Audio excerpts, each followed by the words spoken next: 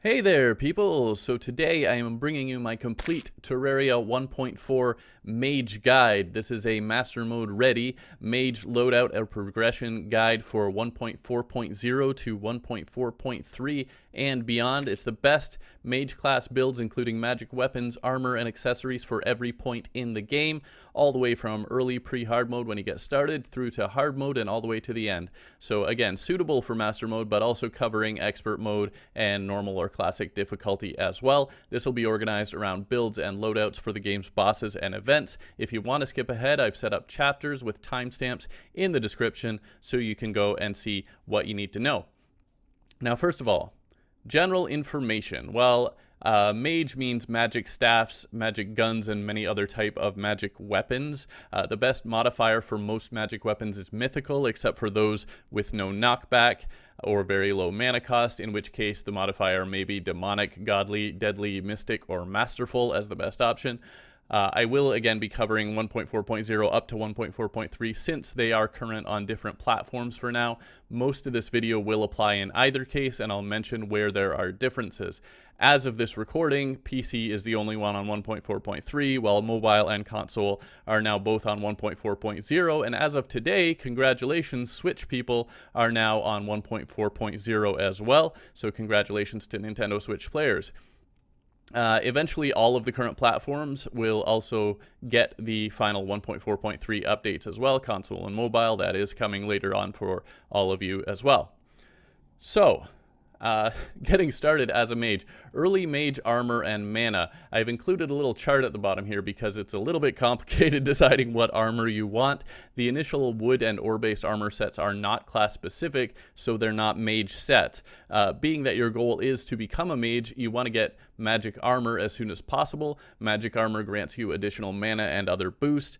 Mana is essentially a naturally renewable ammunition for magic weapons. You start with only 20 mana, one little star up in the corner.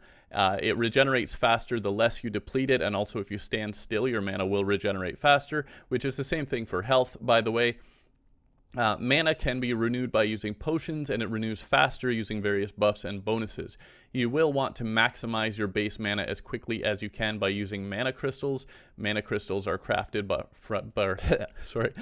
mana crystals are crafted from fallen stars. It takes 3 stars on 1.4.0 or 5 stars on 1.4.1 onward. So you'll need to go out and gather fallen stars at night as soon as you're able to and confident that you can do that, unless you want to die. Ultimately, you'll need 9 mana crystals to reach the basic maximum of 200 mana with no further boosts. Accessories and armor can then increase your maximum mana further. So I just want to show you this back in the game. So when you get started on the right, you've got your life, of course, up in the corner, and your mana. Yours might look a little different because there are different styles that you can choose now. I went back to the old school classic version. So you'll start with just one little mana star, which is 20 mana. And using those mana crystals, you can get all the way to 200, which will be 10 of these. And well, you can see I've got 360 because of my armor and so on. So just wanted to show you that, and we'll get back to here. So the earliest magic armor that you can get begins with getting a gem robe. A gem robe requires first crafting a robe from 20 silk at a loom. You can either find a loom underground or craft a sawmill and then use that to craft a loom. Early on, you'll just want to get any gem robe that you can from 10 gems and a robe at the loom. It has to be 10 gems of one particular kind, and you can go all the way from amber up to diamond. You'll want to upgrade to a better gem robe when you can. Ideally, you want to get a diamond robe from 10 diamonds. The amber and ruby robes are the next best after diamond, with amber having one more defense than ruby. The emerald robe is also not too far behind, whereas the amethyst robe is easily the worst. Yeah, sorry, it's amethyst up to diamond. So the amethyst robe, if you're desperate, but otherwise you'll want to go for higher tier gems. It's amethyst, then topaz, then sapphire, and then emerald is kind of your starting point for the better ones, and then you can get ruby, and then amber, and then diamond is the best. In addition to a robe, you'll also need a magic hat. You can either use the wizard hat or the magic hat. Both hats were kind of nerfed a bit on the 1.4.1 update, so at the moment that's PC players only, but the wizard hat was kind of nerfed a bit more, arguably. On 1.4.0, that's you console mobile peoples at the moment until you get the updates as well. 1.4.0 and earlier, the wizard hat is the better option, but on 1.4.1 onward, arguably the magic hat might be better. Depends, there's defense versus damage output, but the idea with mages is actually to go for damage output, so it's kind of counterintuitive that they reduce the damage on the wizard hat and then increase the defense on 1.4.1. Although I'm sure they had their reasons. You can get the wizard hat from Tim deep in the underground caverns. The magic hat, on the other hand, is sold randomly by the traveling merchant. He can also sell the gypsy or mystic robe, which has very nice boosts but does not give as much extra mana. Or actually, the robe itself is none. It's called the Gypsy Robe up until 1.4.0, but it was renamed in the 1.4.1 update to the Mystic Robe if you're on a later version. The Celestial Magnet is another item that might be for sale from the Traveling Merchant, and definitely you should get that if you can as well. Technically, a hat and a robe makes a set and qualifies for a set bonus, whether you're using a gem robe or a mystic robe, but that still leaves your leg armor slot free, so I definitely recommend that you make use of it. Early on, you can just use whatever armor for your legs gives you the best defense. But eventually, when you have access, I recommend using the jungle pants or alternatively the meteor pants. These will give you good defense plus some additional magic boosts. The jungle pants actually gives just as much as the highest ores that you can get at this stage of the game in terms of defense, but it also gives you some nice magic boosts.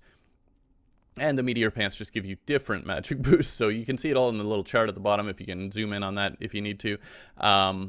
It is also possible to get the full jungle armor set from the beginning of the game, although that requires going deep into the underground jungle's cavern layer, which won't be easy, and it's also a bit of a trade-off. On 1.4.0, the robe sets actually have clearly better offense than either the jungle or meteor armor, but the jungle armor still has significantly better defense. On 1.4.1 onward, with the nerf to the hats, they kind of reduced the damage output of the hats a little bit, so the gap on offense is much smaller, particularly because the jungle armor and meteor set were also boosted slightly on that same update.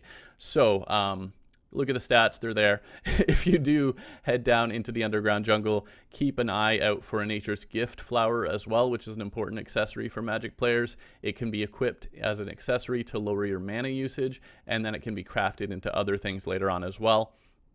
Once you've defeated the Eater of Worlds or Brain of Cthulhu, you can also get that meteor armor I've been talking about. It has higher offense, but does not provide you the mana boosts, so you may only want to do that if you really like the Space Gun and or the Zappinator, if you're lucky to get it, the Gray Zappinator, because the meteor set gives you unlimited firing for those weapons, those particular Space Gun and Zappinator.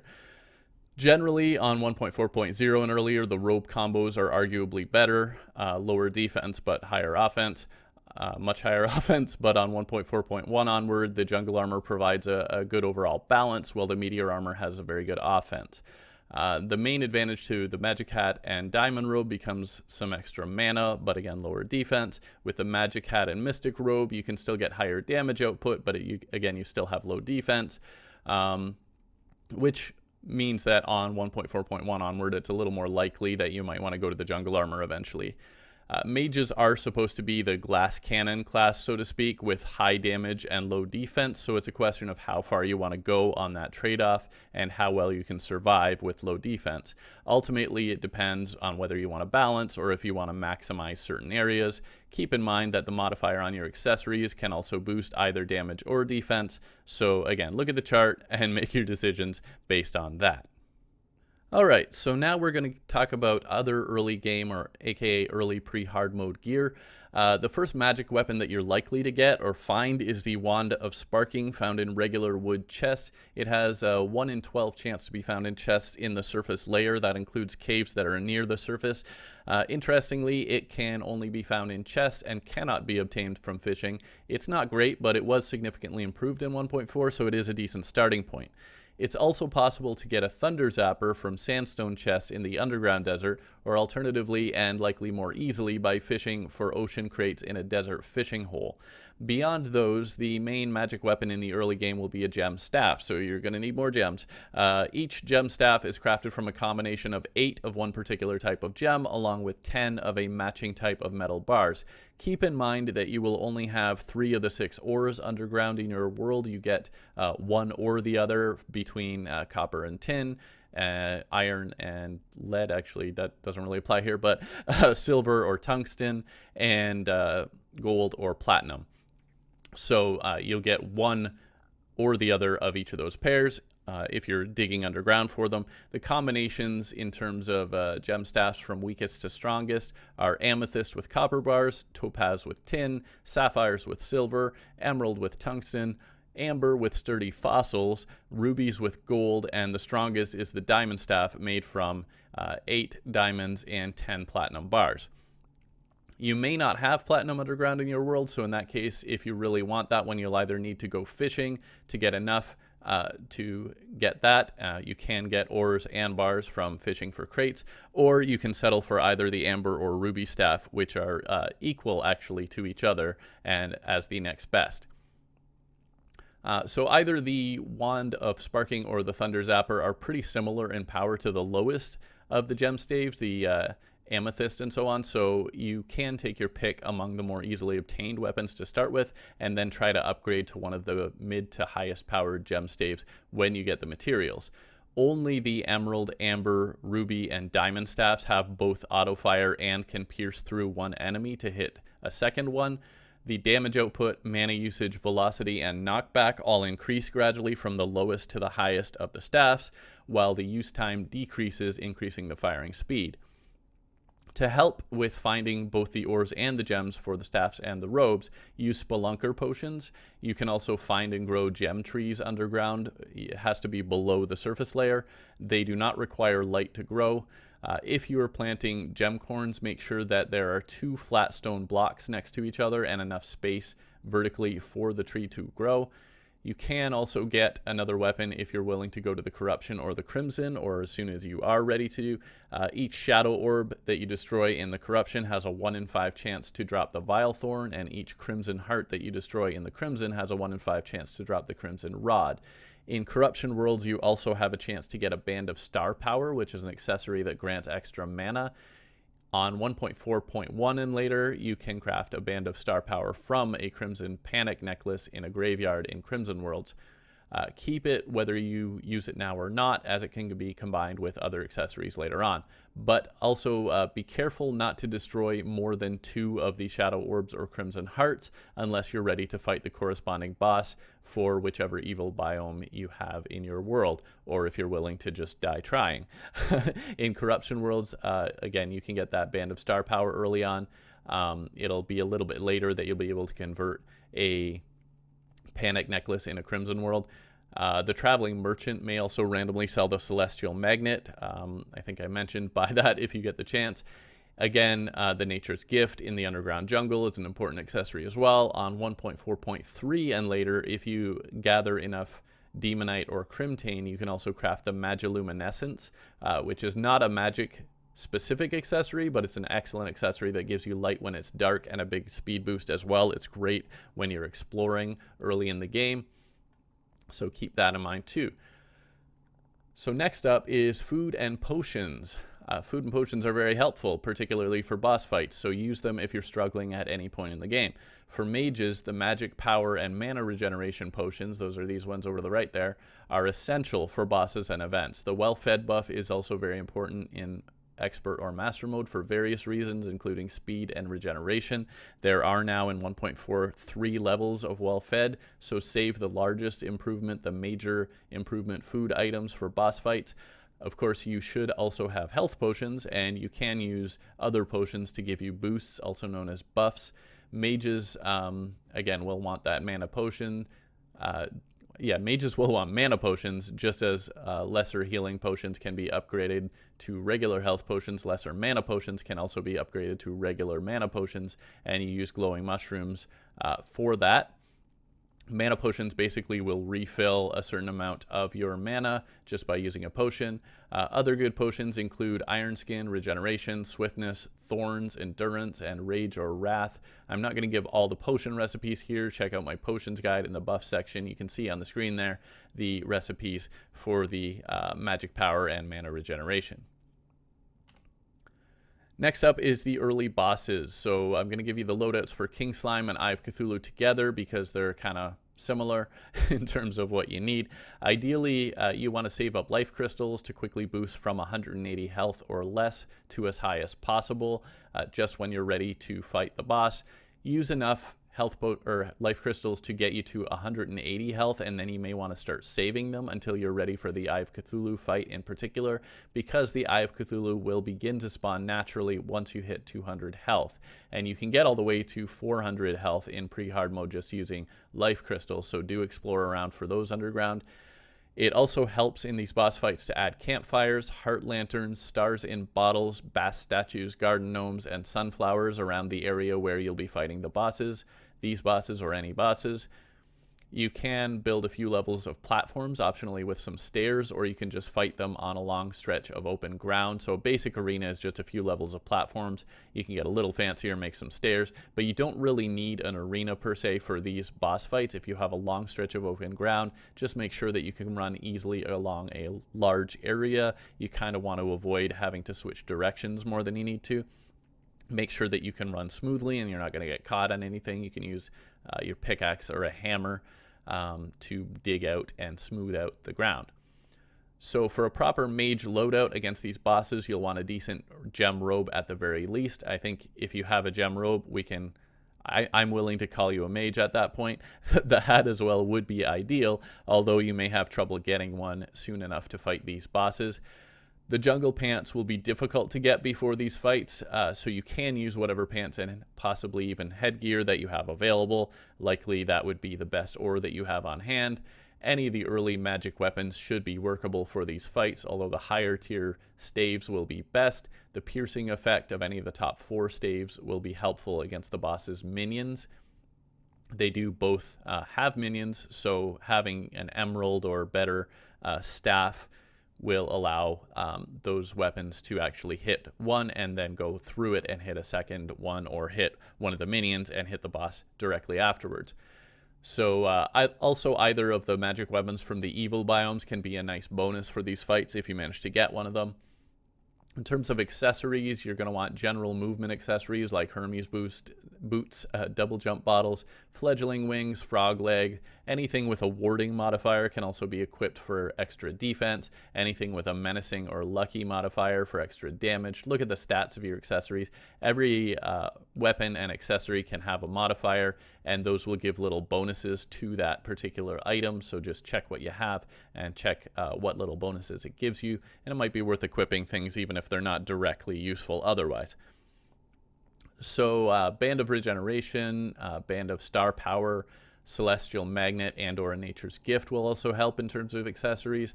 The Shark Tooth Necklace that you can get from Blood Moons decreases enemy defense, so that makes it great against bosses, particularly in pre-hard mode.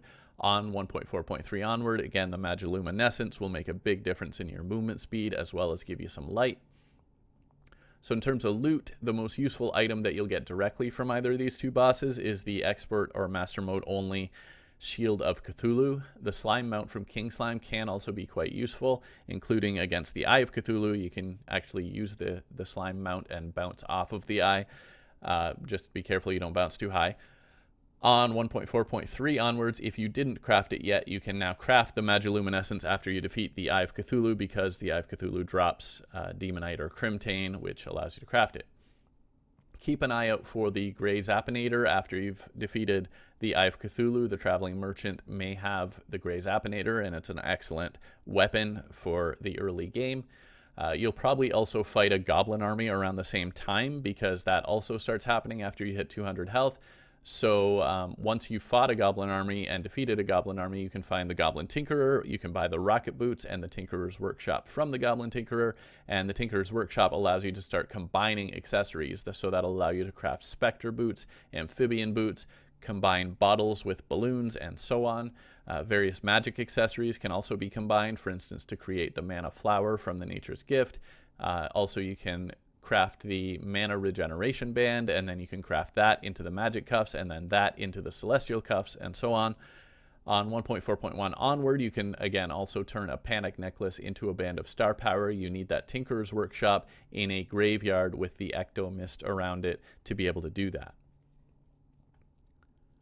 So next up, the Eater of Worlds, or the Brain of Cthulhu. At this point, you will probably want to take on one of these bosses. You will be defeating the boss of whichever evil biome is in your world. It's now required in 1.4 to progress in the game. They will drop the materials necessary to craft a pickaxe that can mine Underworld materials, so it has become necessary in 1.4, whereas it was optional before. Normally, a world will only have Corruption or Crimson, so you will fight one of the bosses or the other. Corruption, you'll get the Eater of Worlds. Crimson, you'll get the Brain of Cthulhu. In terms of a loadout, you can use a similar loadout to the earlier game bosses with any upgrades that you can manage. The magic or celestial cuffs definitely help, plus the Nature's Gift, or optionally the mana flower. The mana flower automatically consumes mana potions, but if you consume too many, you'll be inflicted with potion sickness, which lowers your damage output, so that makes the mana flower kind of optional. If you can remember to hit your hotkey for a mana potion at the right time, or control your mana well, then you don't necessarily need it, but it does keep your mana going if you struggle to do that. In terms of loadout, otherwise, the slime mount also works very well against the Eater of Worlds, especially in expert or master mode, because the slime mount will allow you to actually bounce off of the worm itself, as well as to bounce off of the spit, and will protect you from the spit if it's coming from anywhere below you. And in expert and master mode, that's when the Eater of Worlds spits at you. It doesn't do that in classic. In terms of weapons, one of the stronger gem staves, ideally the diamond staff, are highly recommended. The piercing capability of the top 4 staves will make a huge difference against both of these bosses, actually, particularly the Eater of Worlds, but the Brain of Cthulhu does have minions, so it'll be helpful in that situation as well. The Vile Thorn will also be quite strong against the Eater of Worlds. The Crimson Rod can be used to place a cloud for some extra damage if you're fighting the Brain of Cthulhu. So, of course, you get the Vile Thorn only in Corruption Worlds. It is very useful against the Eater of Worlds boss in the Corruption. You get the Crimson Rod in Crimson Worlds, and that will give you some extra damage with that cloud against the Brain and its minions. If you were lucky enough to get the Grey Zappinator, that should definitely be highly effective against either of these bosses. If you're really desperate, you can go all the way down to the Underworld and farm for the Demon Scythe. It's a very strong weapon that will help carry you through the rest of pre-Hardmode, but of course it's very difficult to get. So Demon Scythe, if you're desperate, it is possible to get it. It is also still possible to beat these bosses with earlier weapons, but it's going to be difficult due to the low damage of the earlier weapons, so the ones I recommend are going to be better. In terms of loot, again, defeating either boss will allow you to craft a stronger pickaxe to mine hellstone and obsidian. You can craft various gear with the demonite or crimtane that they drop, but the pickaxe is most important. In expert or master mode, each boss also drops a powerful accessory, which you should definitely equip. Those expert and master mode accessories are super useful for a very long time, even arguably to the end of the game, even potentially. So once you've defeated those bosses, you can go and mine some meteorite or go to the Underworld. After defeating either one of those bosses, a meteorite may then land at any time in your world. It will give you a little message at the bottom. Mining the meteorite with a strong enough pickaxe will allow you to craft the meteorite armor as well as the space gun, and the combination of those two allows you to fire the space gun unlimited with no mana cost. So you can just go around pew pew pew with the meteorite armor and the space gun. It's pretty fun. This also applies to the Grey Zappinator with the meteorite set. So if you have the Grey Zappinator, then the meteorite armor may be very worthwhile. Otherwise, it has a high damage output but has limited mana, so unless you are really good with your mana, then that may be something to consider. At this point, you can optionally make your way down to the Underworld and gather some loot. If you're lucky, you may find some life force potions in Underworld pots. Save the life force potions for boss fights. Hellstone bars can also be crafted.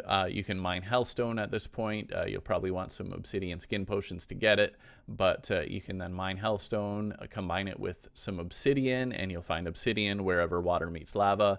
And you do need that pickaxe from those evil bosses to be able to mine both those things. And you will need a Hellforge, which is found in the Underworld, to be able to craft the hellstone bars from hellstone and obsidian. You will eventually want to craft a molten pickaxe, although you don't necessarily need to do that right away. If you don't mind mixing classes, you can also get an imp staff from hellstone bars, or you can get various other minions by this point in the game as well. One of the best weapons at this point is the Demon Scythe, which I mentioned. So if you're going down to the Underworld anyway, it's a good time to try to get it. If you don't mind fighting demons, you can get that Demon Scythe. It's just a chance to drop from each one. But be very careful not to knock voodoo dolls into the lava from the voodoo demons. You will see voodoo demons carrying voodoo dolls in their claws at the bottom. Very careful. If those fall in the lava, the wall of flesh is coming to eat you. So don't do that until you're ready. In terms of hard mode preparations, I do recommend that around this point in the game you start digging a few strategically placed elevator shafts and isolating the evil biomes. To separate the evil biomes from the surrounding area requires a 3-block wide or 3-block tall gap, and you need to replace any exposed blocks that can or do grow grass. So grass will only grow down to a certain depth where the surface layer changes to the underground layer, and you can mostly see that both along the dirt and in the surrounding terrain. You'll see little specks of grass down to a certain depth. Anyway, yeah, you'll need to replace the sides or the top and bottom in those areas where grass can grow, because things can grow across. The evil biomes will start to expand when you get into hard mode, which is later, but that's why you want to get prepared now. I eventually like to dig shafts on either side of the snow and desert biomes, because there's a giant V of evil, corruption, or crimson and hallow that will be created when you get to hard mode, as well as the evil biomes that already exist will start to grow when you get to hard mode. That's after you defeat the wall of flesh. That's when you get into hard mode. And specifically in the ice in the snow biome and the sand in the desert biome, those corruption, crimson, and hallow spread particularly quickly once you start hard mode in those areas. So I like to dig shafts on either side, and even one down the middle. And same thing across. I like to dig one across the bottom and one across the middle, just to separate it up. You don't need to do that. You'll see on my little thing here, I've kind of got the diagrams. The reds are the most important ones. You need to have shafts all the way down to protect your spawn area. You will eventually need to, once you get into hard mode, dig across above those stripes as well to isolate your spawn area. You definitely, highly recommend digging shafts around the evil biomes, so you can see where I've done that. And then the purple ones are a little bit more optional. Again, I like to, I think it's particularly important to dig all the way around the snow and desert, but I also do like to, that's the purple optional more so, to, cut them into 4 pieces essentially, because that will allow, like, if one area gets infected or even 2 areas get infected, then it won't spread through the whole thing, and you can still have some pure snow biome and desert biome. And also another optional one is to dig a shaft all the way down next to the jungle to protect the jungle from the evil and the hallow as well. Getting a little ahead of myself here, but when you get to hard mode, the hallow is only created once you defeat the wall of flesh, which takes you into hard mode. Isolating the hallow is a little more optional. You don't have to do it. It won't drive your NPCs away. The evil biomes, when they expand, your NPCs will move out if there's too much evil too close to them. They will not move out if there's hallow near them, but the hallow does have harder enemies than the regular forest, quote-unquote, purity areas.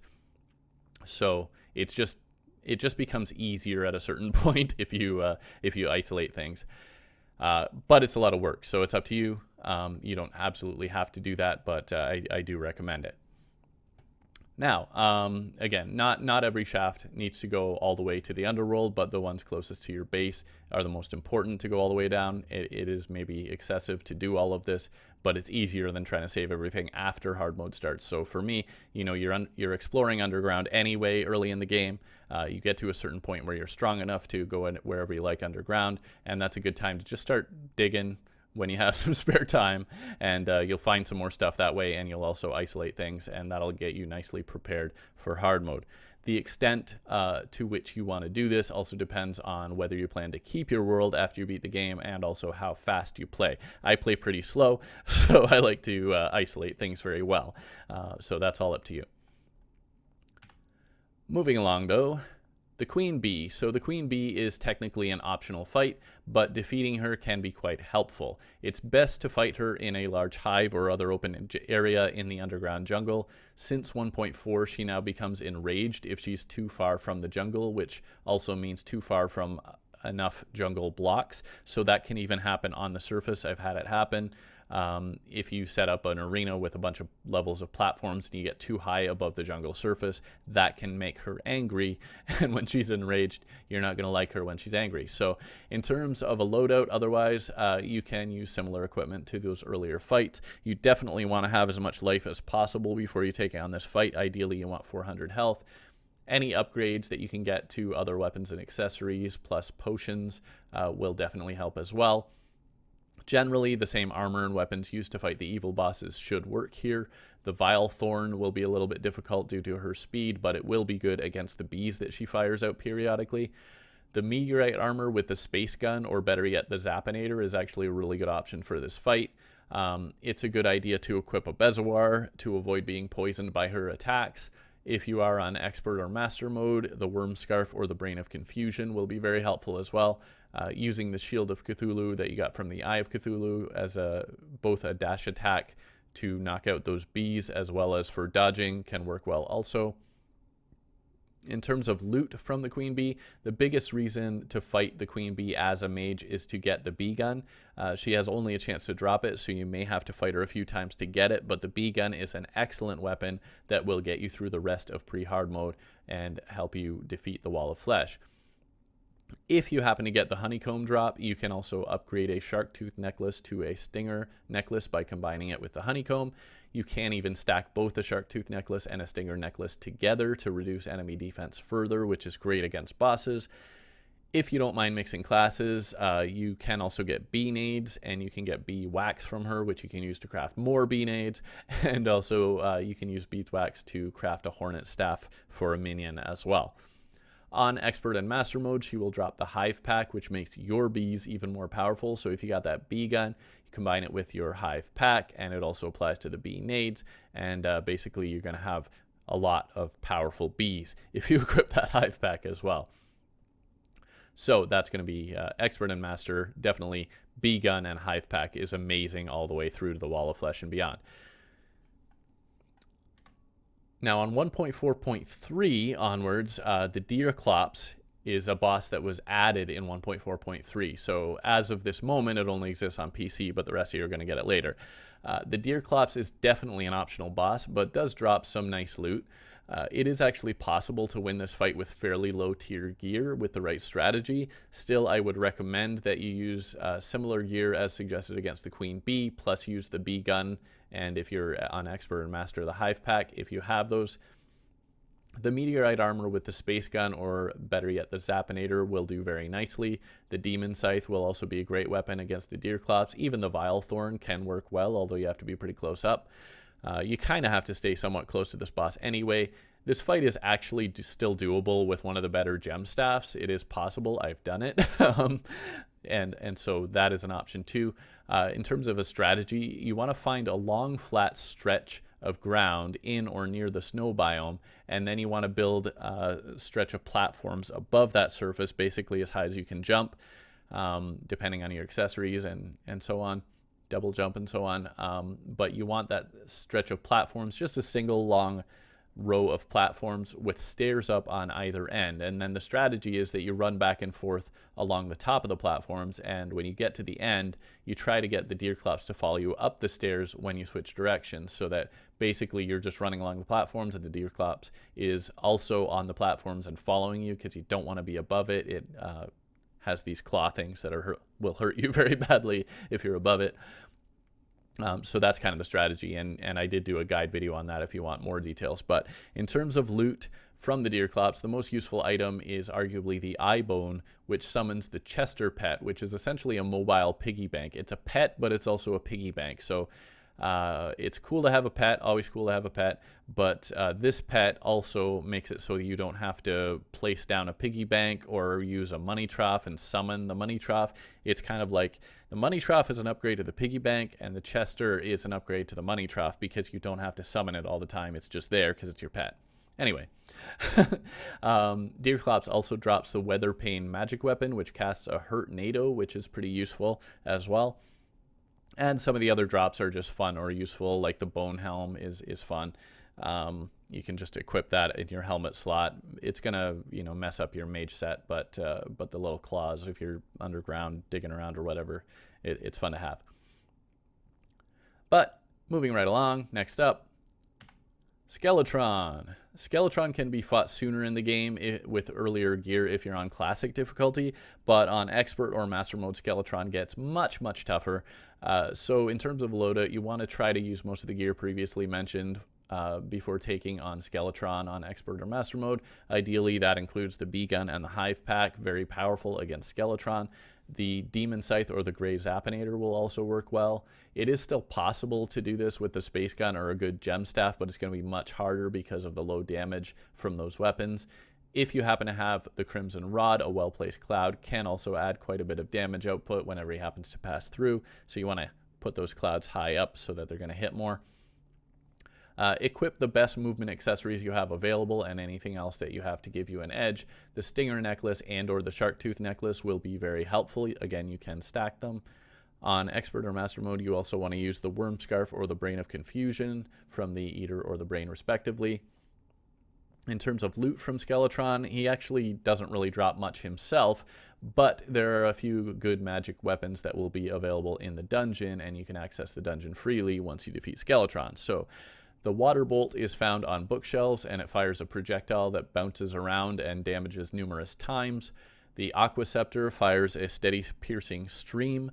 The Magic Missile fires a controllable homing projectile and is used to craft another weapon later on. If you happen to get a Nazar or a Cobalt Shield, hold on to those because they'll be useful for crafting the Ankh Shield eventually. If you can find an alchemy table and or a bewitching table, those can also be very useful. You will also want to get a shadow key from the dungeon to unlock shadow chests in the underworld. Mages may want to search shadow chests to get the Flower of Fire and or the Flame Lash. Again, the shadow chests themselves are in the underworld, but you need the shadow key from the dungeon.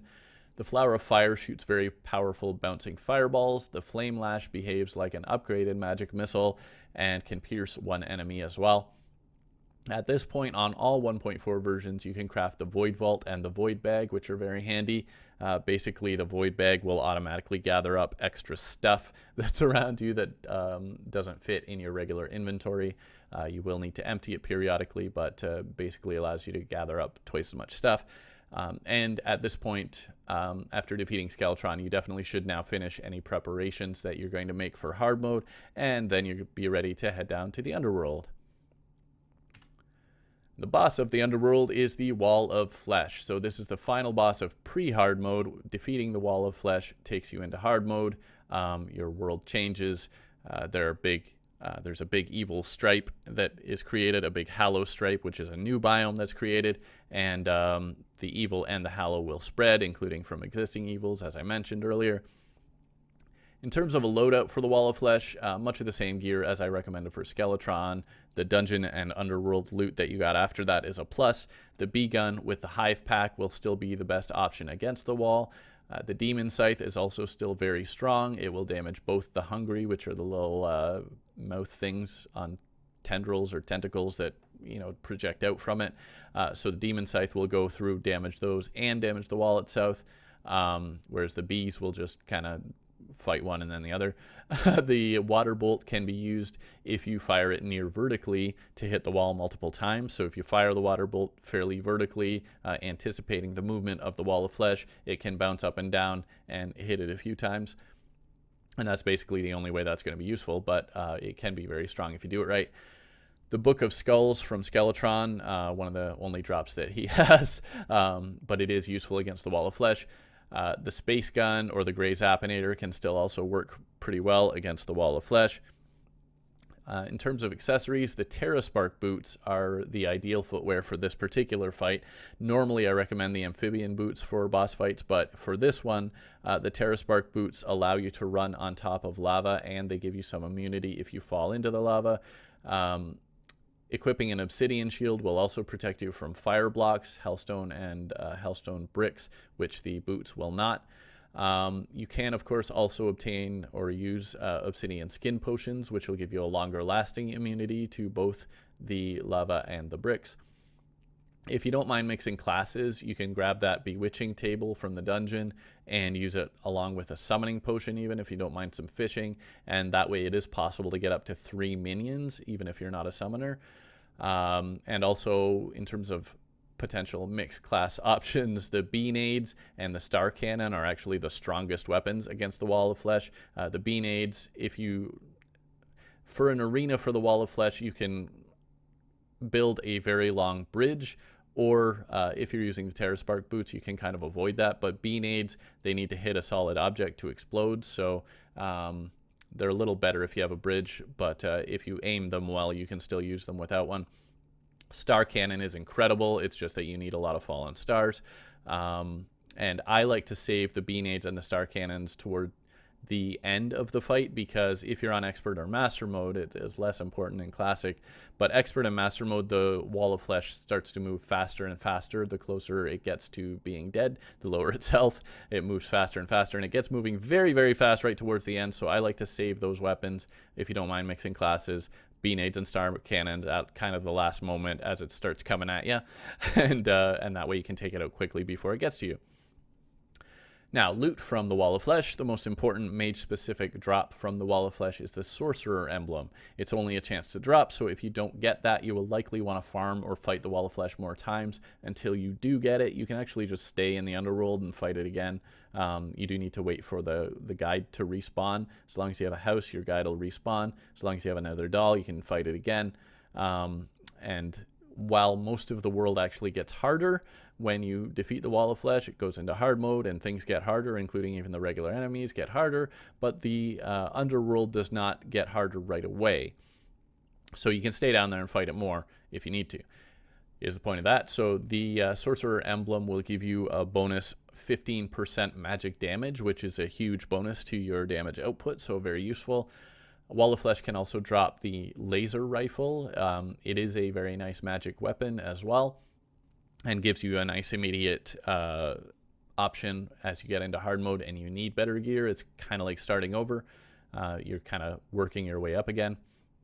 And the Wall of Flesh will always drop the Pwn Hammer, which you're going to need if you want to spawn the new ores underground in your world to be able to upgrade your armor. I do say if you want to, we'll get to that in a sec.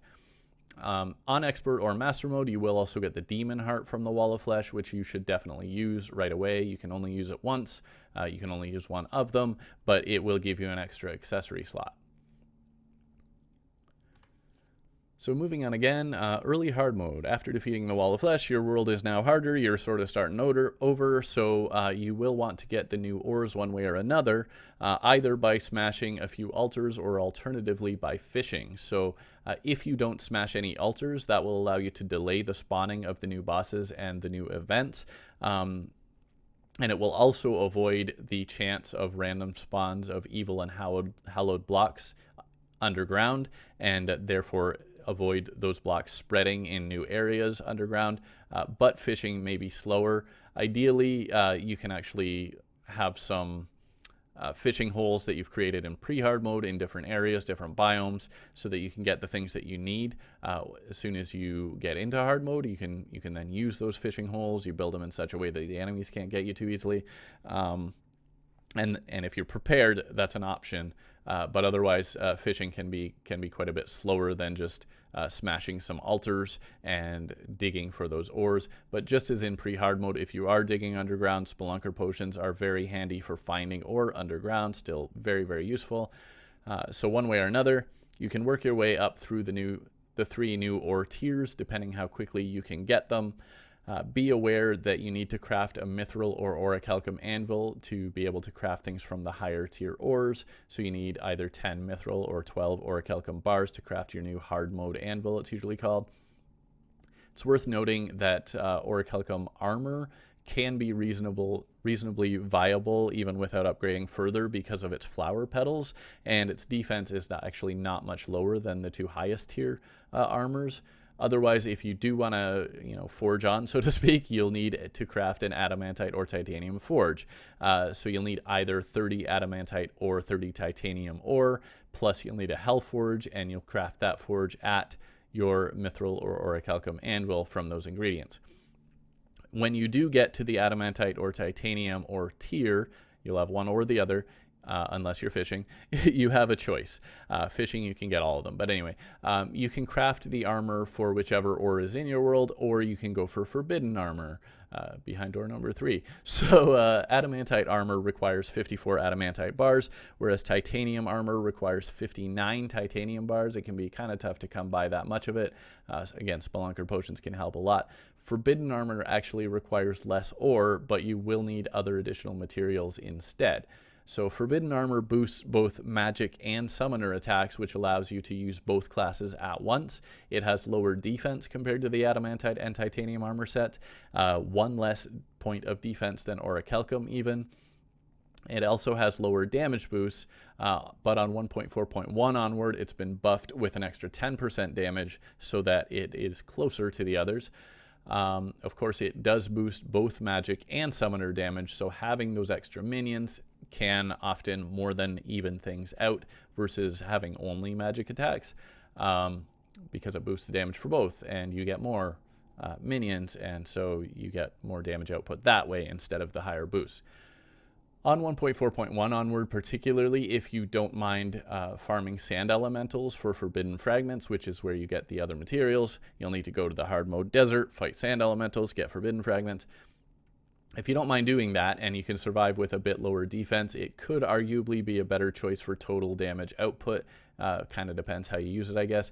It is a bit hard to get, so it's nice, but it is nice to have minions for various early hard mode activities as well. Again, you may be digging underground some more, you may be farming for various items, so having those minions is also a bonus in other ways in that they can protect you while you're busy doing other things. So Forbidden Armor is 3 forbidden fragments from the sand elementals, plus 46 of either adamantite or titanium bars. It does have to be one or the other in total.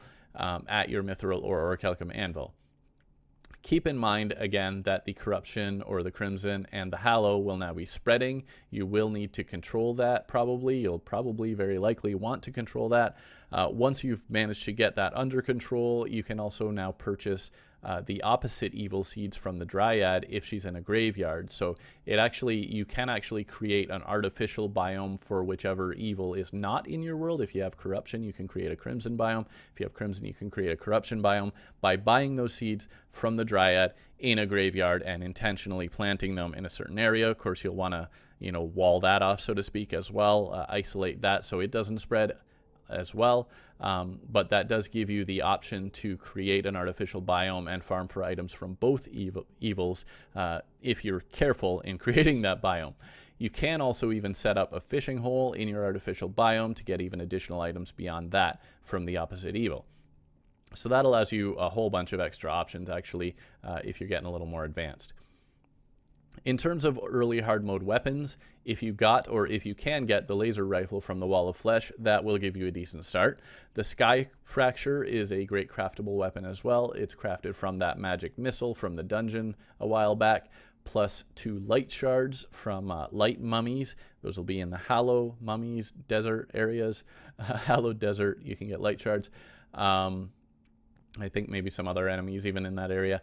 And 16 Souls of Light. So Magic Missile, 2 Light Shards, 16 Souls of Light. You can craft your Sky Fracture. It's a good weapon. The Crystal Serpent can also be obtained by fishing in the Hallow and can be very effective. I actually highly recommend getting the Crystal Serpent. I know some of you don't like fishing, but if you do a little fishing in the Hallow, that Crystal Serpent is pretty awesome for quite a while in the game, actually. Other options, the Flower of Frost, the Magic Dagger, the Crystal Vial Shard, and the Life Drain can all be obtained from various mimics. The Meteor Staff can be crafted from 20 Meteorite bars and 10 Pixie Dust and 10 Souls of Light. And the Meteor Staff is highly effective against many of the early hard mode bosses. Keep an eye out for the more powerful Orange Zappinator in the Traveling Merchant's inventory. It's like the Gray Zappinator, but a lot more powerful. The Poison Staff has a 1 in 40 chance to be dropped by black recluses in spider caves, and that's a pretty good option for a while as well. The Shadow Flame Hex Doll can be obtained from Goblin Summoners in the hard mode Goblin Invasion, and if you haven't met them yet, that's going to be painful for you, but if you kill Goblin Summoners, which are really nasty, you have a chance to get the Shadow Flame Hex Doll, which is a good weapon. The Spirit Flame can also be crafted from the Forbidden Fragments, from those sand elementals. For the Spirit Flame is Forbidden Fragments plus a Desert Spirit Lamp dropped by another enemy there, and Spirit Flame is a good weapon as well. Once you find the Wizard, you can also craft the Crystal Storm, the Cursed Flames, and the Golden Shower, all 3 of those weapons. Once you find the Wizard, you can get spell tomes from him and combine those with ingredients to get the Crystal Storm, Cursed Flames, and Golden Shower, all good weapons to start out with. Remember also that you can inflict debuffs with some of these weapons and then switch to another weapon. So Cursed Flames, Golden Shower, great for inflicting a debuff, and then you can switch to another weapon if you want to for extra damage as well. You will also want to buy the Crystal Ball from the Wizard, place it down somewhere and use it for a magic buff. Most of your boss fights, you're going to want to place it near your boss arena, and it's like your secondary button or click to activate it, and you get a little buff. It gives you all kinds of little stat boosts for your magic powers. In terms of accessories at this stage in the game, again, you want to equip that Sorcerer's Emblem from the Wall of Flesh. If you didn't get it, fight the wall again until you do, because you're probably going to want that for a while. Make sure also to fight regular mimics to get the Philosopher's Stone, the Cross Necklace, the Star Cloak, and so on. There's lots of nice drops from mimics. You can combine the Philosopher's Stone with a Band of Regeneration, and you can combine a Cross Necklace with a Star Cloak. Both regular mimics and bio mimics have a chance to drop various good magic weapons that I mentioned previously as well. A good alternative to crafting the Star Veil, if you're a Mana Flower user, if you like that Mana Flower and the automatic potion usage, you probably want to craft the Mana Cloak. So that's your Mana Flower plus a Star Cloak. The Magnet Flower is another new option in 1.4, and for multiplayer, the Arcane Flower is good. You probably don't want to bother with the Arcane Flower unless you're playing multiplayer, but if you are, it basically makes it less likely enemies will attack you, and you're the guy with the low defense, so they can go attack your friends. So that's what the Arcane Flower is for, or the Putrid Scent in general, but better yet, the Arcane Flower is an upgrade to it. Once you have real wings, because fledgling wings aren't real wings, once you get into hard mode, you can get proper wings. And once you have some, you may want to consider swapping out boots for a damage boosting or defensive accessory instead. And you should always reforge your accessories at the Goblin Tinkerer. Just go to the Goblin Tinkerer, give him one of your accessories, reforge. Ideally, you want either Menacing if you want to maximize your damage to the absolute maximum, or more likely, especially Expert and Master mode, you may want to reforge your accessories to Warding, or you can go with Armored as 1 point less. Similar, like they go up to 4 points for most of these reforges for the accessories. Menacing is the plus 4% damage. Warding is the plus 4 points of defense. Armored is just plus 3. You know, if you're low on money, you can get away with that as well. But you should always reforge your accessories to make sure that you've got those extra boosts as well. So the first boss that you're likely to want to face in hard mode is Queen Slime. Queen Slime is also very much an optional boss and not really important for mage players. The main reason that you would fight Queen Slime as a mage would be to get the Winged Slime mount. In terms of a loadout, you can get away with Orichalcum, Adamantite, Titanium, or Forbidden Armor. Any of those are the best available choices. You can potentially do it with less if you want. The Sky Fracture, the Crystal Serpent, the Orange Zappinator, and the Meteor Staff are all some of your better weapon options. Many of the other new hard mode magic weapons can do the job if used well as well. The Golden Shower or the Cursed Flames are helpful to switch briefly to inflict their debuff. You can hit her with the debuff. That'll last a little while while you hit her with some other weapons. The Life Drain is actually very helpful against her minions, and the Spirit Flame is better in the second phase as a homing weapon. So there's a lot of minions on the ground in the first phase. Life Drain helps you take those out, helps you heal up as well. And the Spirit Flame in the second phase, when she takes off and starts flying, Spirit Flame is a homing weapon, so it's a really good option at that point. Even before that you can do it, but better in the second phase. You can use either a fast mount on good smooth terrain, or you can use a combination of wings and boots. The best wings at this point are fairy, fin, frozen, or harpy wings. Again, most boss fights, amphibian boots are going to be your best option because they help boost your flight. They help you take off, jump higher, which helps your wings to take off faster as well. Lightning, Frostspark, or Terra Spark boots are faster along the ground, but amphibian boots will help you with your vertical dodge. The Sorcerer Emblem is more or less essential for a solid boost to your mana damage output. Magic or Celestial Cuffs, plus optionally the Mana Flower or the Mana Cloak, will remain useful as well. Magic Power and Mana Regeneration Potions are essential throughout the game pretty well against bosses as well. Other good accessories include the Cross Necklace or the Star Veil, the Frozen Turtle Shell, the Band of Regeneration or the Charm of Myths. Putrid Scent by itself actually gives you a damage boost if you don't combine it into other things. Or even the Shark Tooth or Stinger necklaces, they can still be useful if you want, if you have extra slots.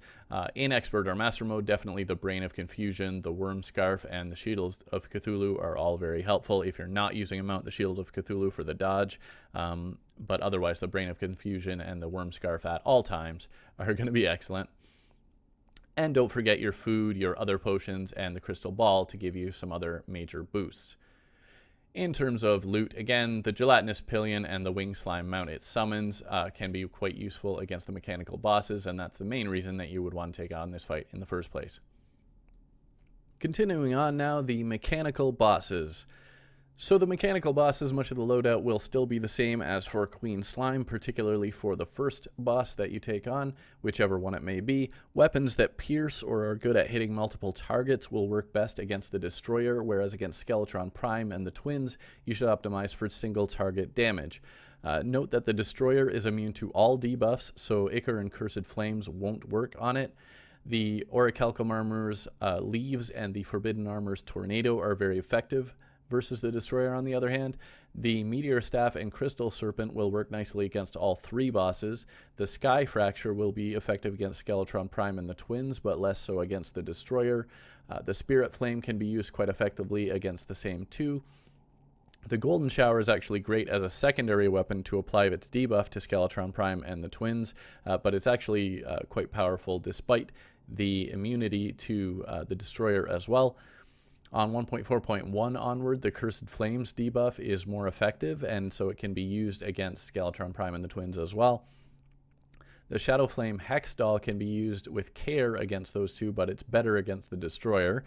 You have to be careful, especially Expert and Master Mode, because you have to be close up with that one.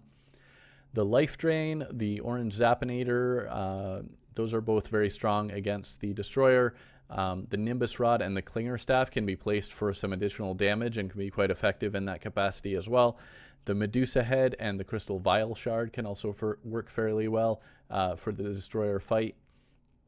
Whenever you do defeat the Twins, you can craft, depends what order you want to take them on, but whenever you do finally defeat the Twins, you can craft the Magical Harp and the Rainbow Rod. If you haven't defeated the Destroyer yet, the Magical Harp is extremely effective against the Destroyer. If you haven't defeated the Skeletron Prime at that point, the Rainbow Rod will be very effective against Skeletron Prime and even some of the later bosses. Once you have 54 hallowed bars saved up from whichever boss fights you take on in whatever order, you can also craft and use the Hallowed Armor set. The Holy Protection set bonus from the Hallowed Armor is very powerful and very helpful. Accessories otherwise mainly stay the same. The Sorcerer Emblem, the Celestial Cuffs, optionally the Mana Cloak, and so on are things you're going to want to use. The Brain of Confusion or the Worm Scarf, as well as the Shield of Cthulhu, are all great in Expert or Master Mode. The Gelatinous Pillion's Winged Slime mount from Queen Slime is a good movement option and can save accessory slots. It can also save you a little bit of your effort on arena building potentially. Otherwise, use high platforms against the Destroyer. You'll want platforms well up above the ground so that the Destroyer can't come up and get you too easily. And my order, I like to take on the Destroyer first with that high platform approach, and then after defeating the Destroyer, I replace the platforms with an asphalt bridge and use that against the other two. That's what I usually do, but you can order things as you will. Make sure to outfit your arena with buffs, so you'll want heart lanterns, campfires, stars in bottles, and so on. In terms of loot that you get from these fights, after defeating any one of the mechanical bosses, life fruit will begin to grow more quickly in the underground jungle. Life fruit give you extra health and can help you get from the 400 health to 500 health. That's what gets you the golden hearts in your health bar. It gets you 5 health extra at a time for each life fruit, but it'll get you up to 500 eventually. Again, the magical harp and the rainbow rod are available to craft after defeating the twins. After you've defeated all 3 mechanical bosses, you can craft the Avenger emblem, which gives you an extra 12% boost to all damage. You can also combine an Avenger emblem with a celestial magnet to craft the celestial emblem, which if you're a pure magic user is definitely even better because it gives you 15% extra magic damage, and it pulls mana stars to you as well, just like the Celestial Magnet and its other derivatives do. In effect, the Celestial Emblem has the same damage boost as your Sorcerer's Emblem, plus it has that bonus magnet effect as well. You can also stack a Celestial Emblem with a Sorcerer Emblem, and even with an Avenger Emblem on top if you have extra slots available. And again, once you have 54 hallowed bars, you can and likely should craft the hallowed armor. It has slightly better overall stats than adamantite or titanium armor, but it has that holy protection set bonus, which is what really makes it excellent. You will also need to craft a Drax or a Pickaxe axe from the souls of all 3, plus some hallowed bars. This allows you to mine Chlorophyte, which means you can craft Chlorophyte armor and Venom Staff. One of the advantages of Chlorophyte armor is that it has higher defense than any of the earlier armor sets. The damage boosts again are very similar, but it also adds a floating leaf crystal above your head, which automatically fires at enemies for extra damage. On the other hand, you might want to save up your Chlorophyte because you're going to need it a little later to make Spectre armor. So unless you have tons of Chlorophyte, you may want to consider skipping the Chlorophyte armor just to save that for making your Spectre armor a little later. After defeating any one of the mechanical bosses, you can also fight Tier 2 of the Old One's army. The only new magic weapon is the Tome of Infinite Wisdom, which is dropped by the Ogre. The Tome of Infinite Wisdom's main attack fires high-velocity pages. It's not super useful. It's kind of like the Crystal Storm, but it also has a secondary attack with your secondary button, which summons a piercing tornado, and that piercing tornado is really great against the Destroyer if you somehow take this on before defeating the Destroyer. It's also very useful generally for clearing areas in the underground jungle where you're going to have to go next. So completely optional whether you want to take on Tier 2 of the Old One's army, but that weapon is going to be useful when you do head down to the jungle. So in the jungle, the mighty jungle, is Plantera. So in terms of taking on Plantera, you'll want either the Hallowed or Chlorophyte armor. Those are going to be your best options. Each one has its benefits.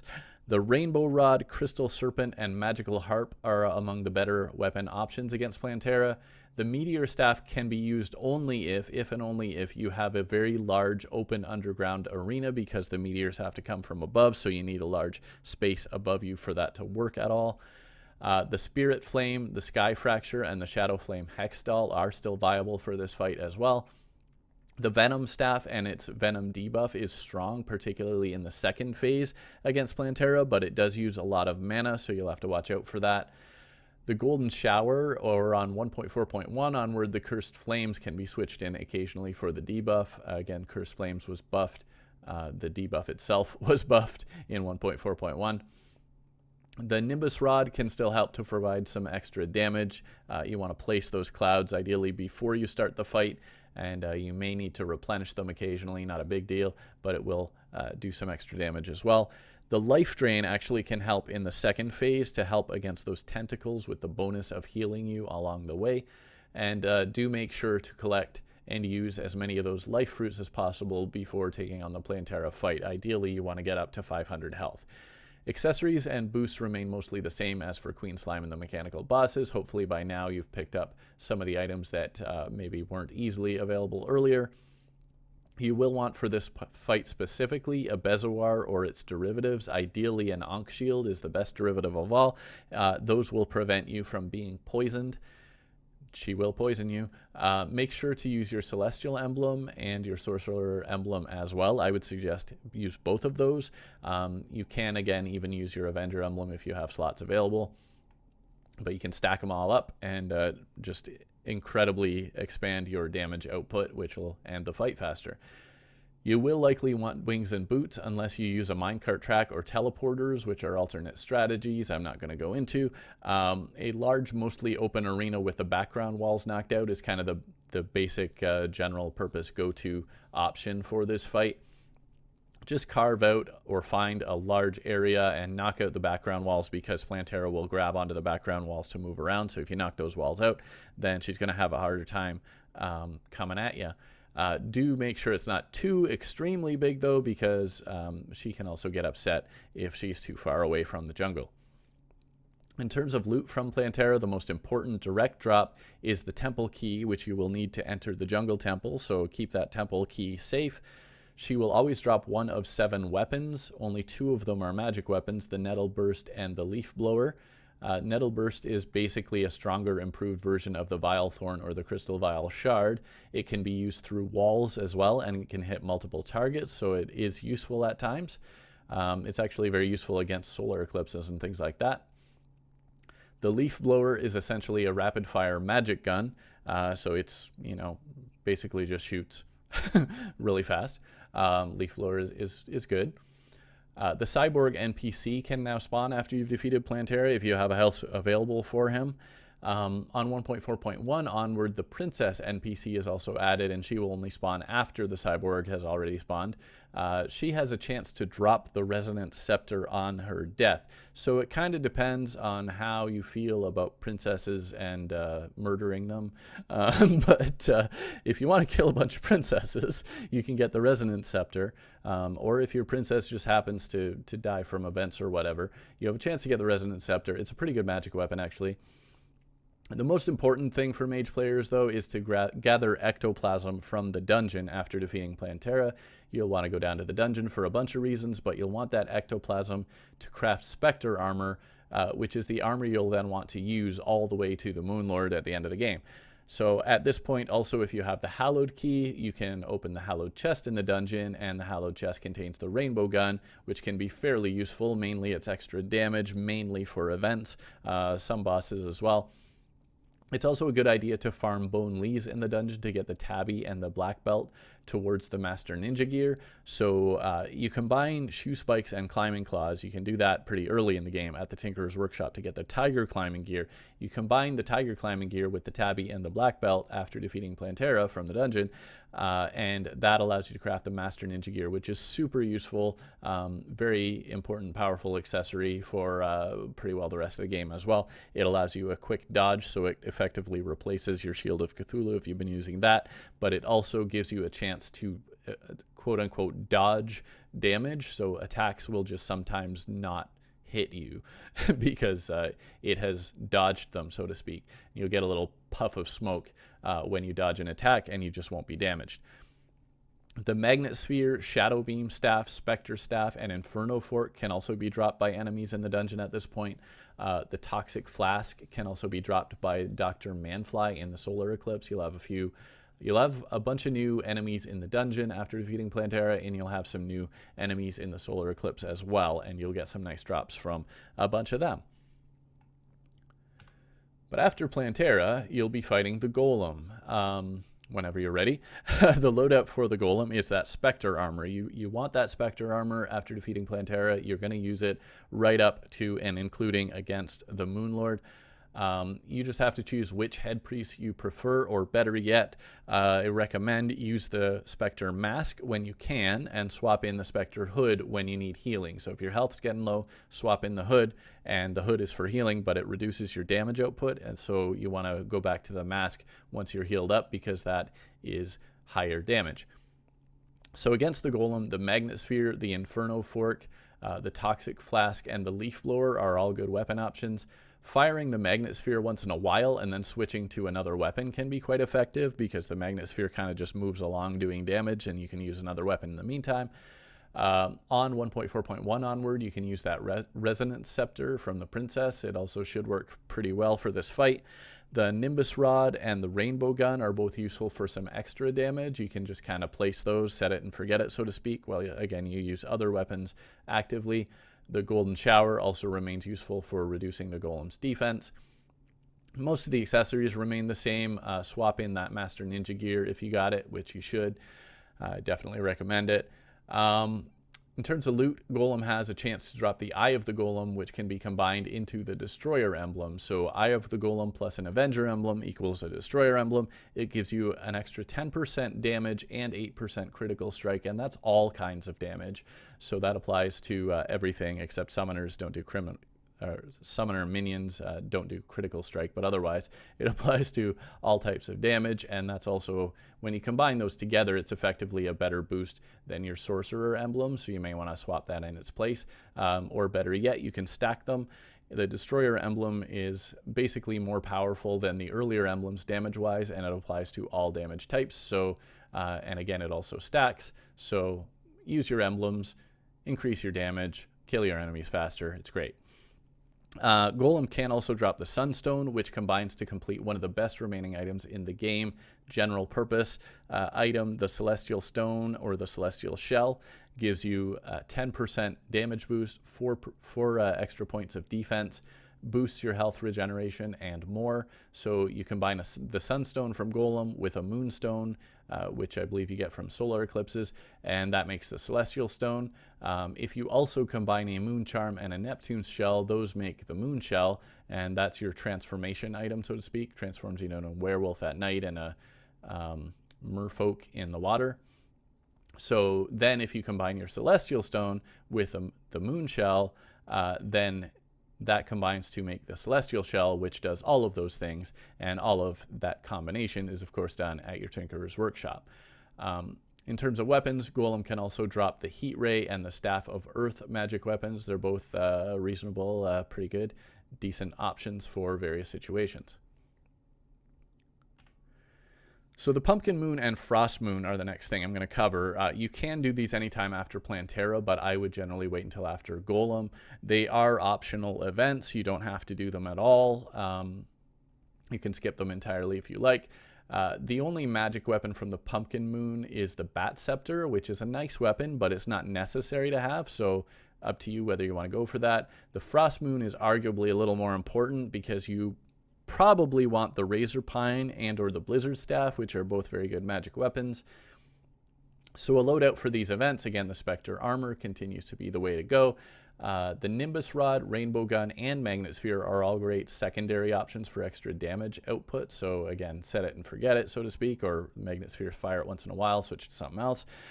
The Life Drain, actually, the Tome of Infinite Wisdom secondary fire, that Tornado, the Nettle Burst, and the Toxic Flask, those are all good against crowds. So initially you're going to be fighting more of the crowds. Those weapons will be good in that situation. The Inferno Fork is pretty good as a general go-to. It's not so good against fast-moving flying enemies, but otherwise it has a nice range effect damage, explosion thing where it can damage a bunch of enemies at once. And it does pretty high damage as well, so Inferno Fork is a good general option. Just watch out against fast-moving enemies. The Venom Staff with its debuff and piercing is actually workable generally here as well. It uses a fair bit of mana, but it's fairly effective. The Staff of Earth is also a strong choice, generally speaking. That's against regular enemies and bosses. The Heat Ray and the Spectre Staff will be particularly good against bosses, not maybe so good against the crowds, so to speak. And again, on 1.4.1 onward, that Resonance Scepter can work fairly well here as well. If you wait until after you fight Duke Fishron, which I'll get to in a little bit, you can also use the Razorblade Typhoon and the Bubble Gun. Razorblade Typhoon particularly is very strong general purpose, and a Bubble Gun is more of a close-up thing. Accessories for these events will stay mostly the same as those earlier boss fights, but you might want to optimize your choices a little more for your damage output, so definitely use your Celestial Emblem, Destroyer Emblem, and maybe your Sorcerer Emblem as well if you have the space, if you can fit all of those. A good arena built from traps from the Jungle Temple with a lava moat will help quite a lot for the events as well. My approach is kind of a very thin lava field, 40 blocks wide, one bucket 40 blocks wide on either side, with like steps of spears shooting out in the middle up towards to help so that the enemies will walk along the lava, go up the steps, and then towards the top. And meanwhile, you have spiky balls dropping from the top, the spiky ball traps from the Jungle Temple as well. Wire that all up, set it on a timer, and then you just stay on top of all that, and you leave the middle so that they can walk up, and so they're being pummeled by spiky balls, they're walking through lava, they're being poked in the face with spears, and meanwhile you're just kind of sitting up laughing at them and taking down whatever actually reaches you. That's sort of the general plan for an arena. You can see that actually in both our multiplayer series. You want to look at the later events or my expert playthrough series as well. You can kind of see my design in those if you want details on that. And you got to wire it up with wires and a timer. Anyway, boss drops are more frequent the more waves you complete for these events.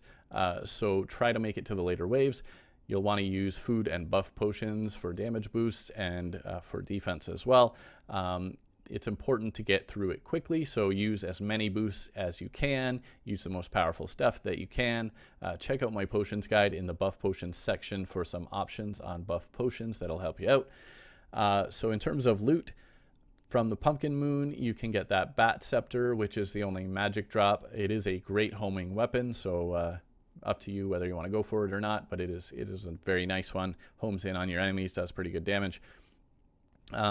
Although it's not class specific, the Expert or Master Mode only Witch's Broom is a very good mount that you can get in that event on Expert and Master as well.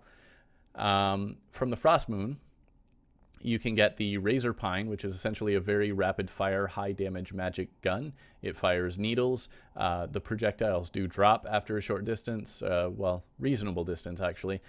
So it's Razor Pine is an excellent. It's kind of like the standard from this point in the game onward that you compare all other weapons against. Razor Pine's pretty great, and it's pretty nice and simple, straightforward as well. You just point and shoot. Blizzard Staff is also a very good weapon. It rains icicle projectiles from above towards the cursor, so it's kind of similar to the Meteor Staff that way, but obviously more powerful. Good option as well. So next up, Martian Madness. So you can either do the Martian Madness event or Duke Fishron around this point, depending which you find easier.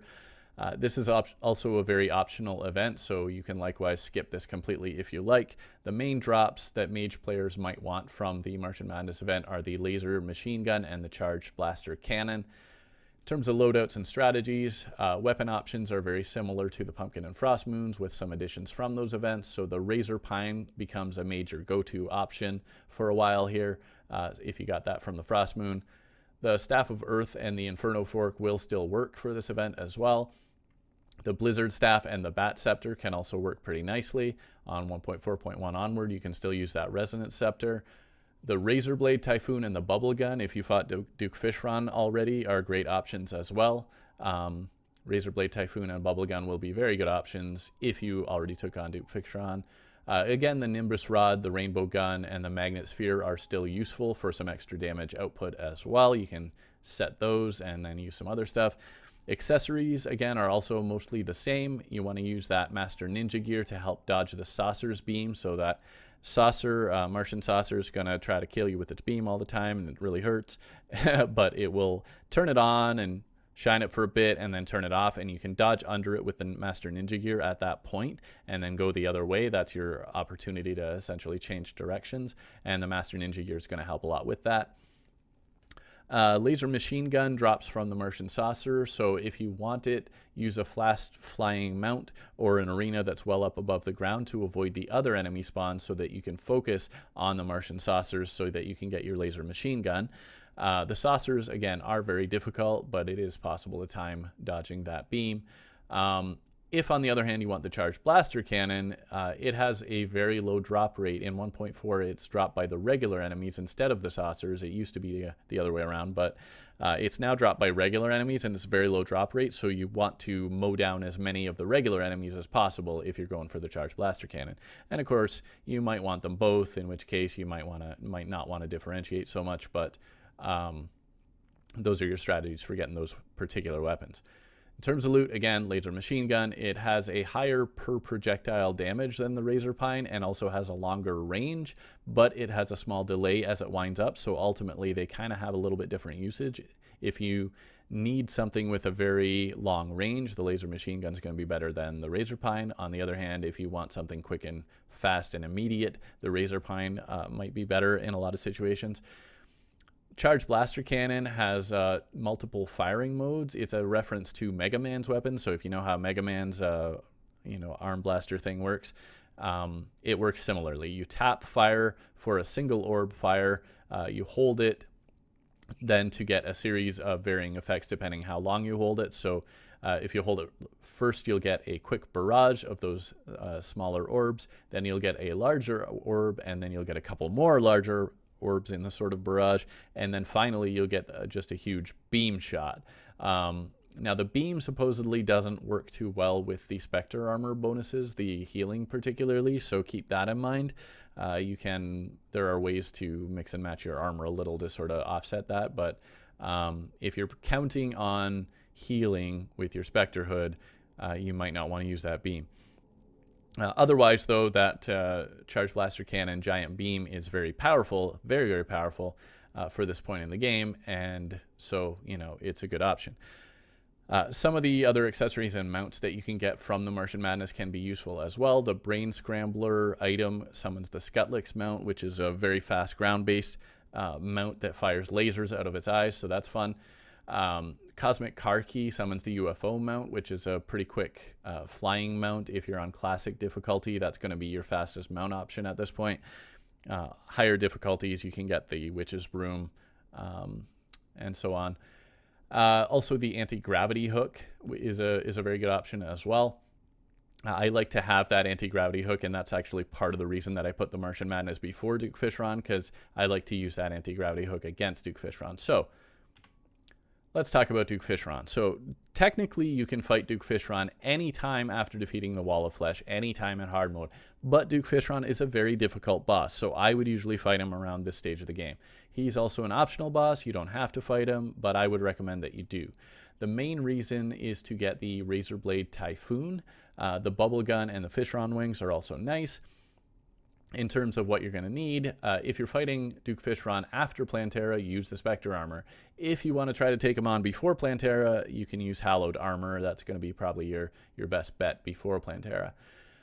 In terms of weapons, the Razor Pine, the Laser Machine Gun, the Bat Scepter, and the Blizzard Staff are all great weapon options. If you want to fight him earlier, you can use the Spectre Staff, the Crystal Serpent, the Rainbow Rod, or the Spirit Flame. Those are workable, lower damage, of course. The Venom Staff and the Inferno Fork are also still workable. If you have good aiming and good timing, you can use those as well. Again, the Nimbus Rod, Rainbow Gun, Golden Shower, and Magnet Sphere can help with some extra damage or to increase your damage in the case of the Golden Shower. So in terms of strategy, Duke Fishron, build a long asphalt bridge just above the ocean's surface and extend that along the beach, just the sandy area.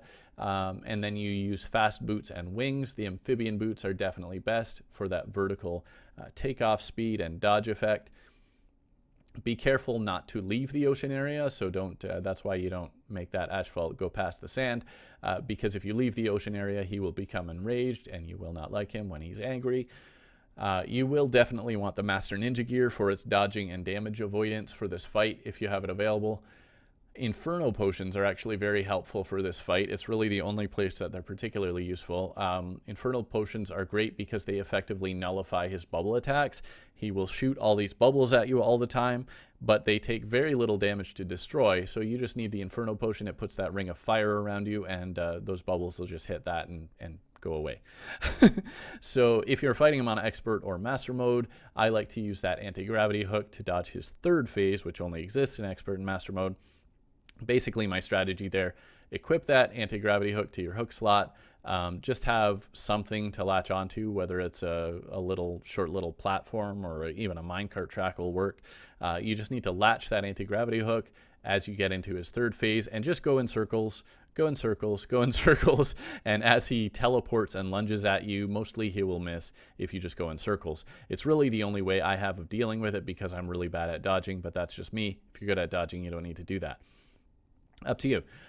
So what you'll get from Duke Fishron, again, the Razor Blade Typhoon is the main prize for mage players. It's a 1 in 5 chance he will drop it, so you might have to fight him a few times, and it can be more than 5 times depending on your luck, or it could be less. The Bubble Gun is also very useful and has an equal chance to drop, so depending how much you want that, or you might just get it while you're trying to get the Razor Blade Typhoon. Each of them has a 1 in 5. The Fishron wings are actually the best available at this point in the game. It's a 1 in 10 chance that he will drop the Fishron wings, and those are excellent. If you are in expert or master mode, he will also drop the Shrimpy Truffle mount. He will always drop that in those difficulties, and that summons the Cute Fishron mount. The Cute Fishron is an excellent unlimited flight mount if you use it in a water-filled arena during rain or dipped in liquid. It basically only goes fast if it's wet.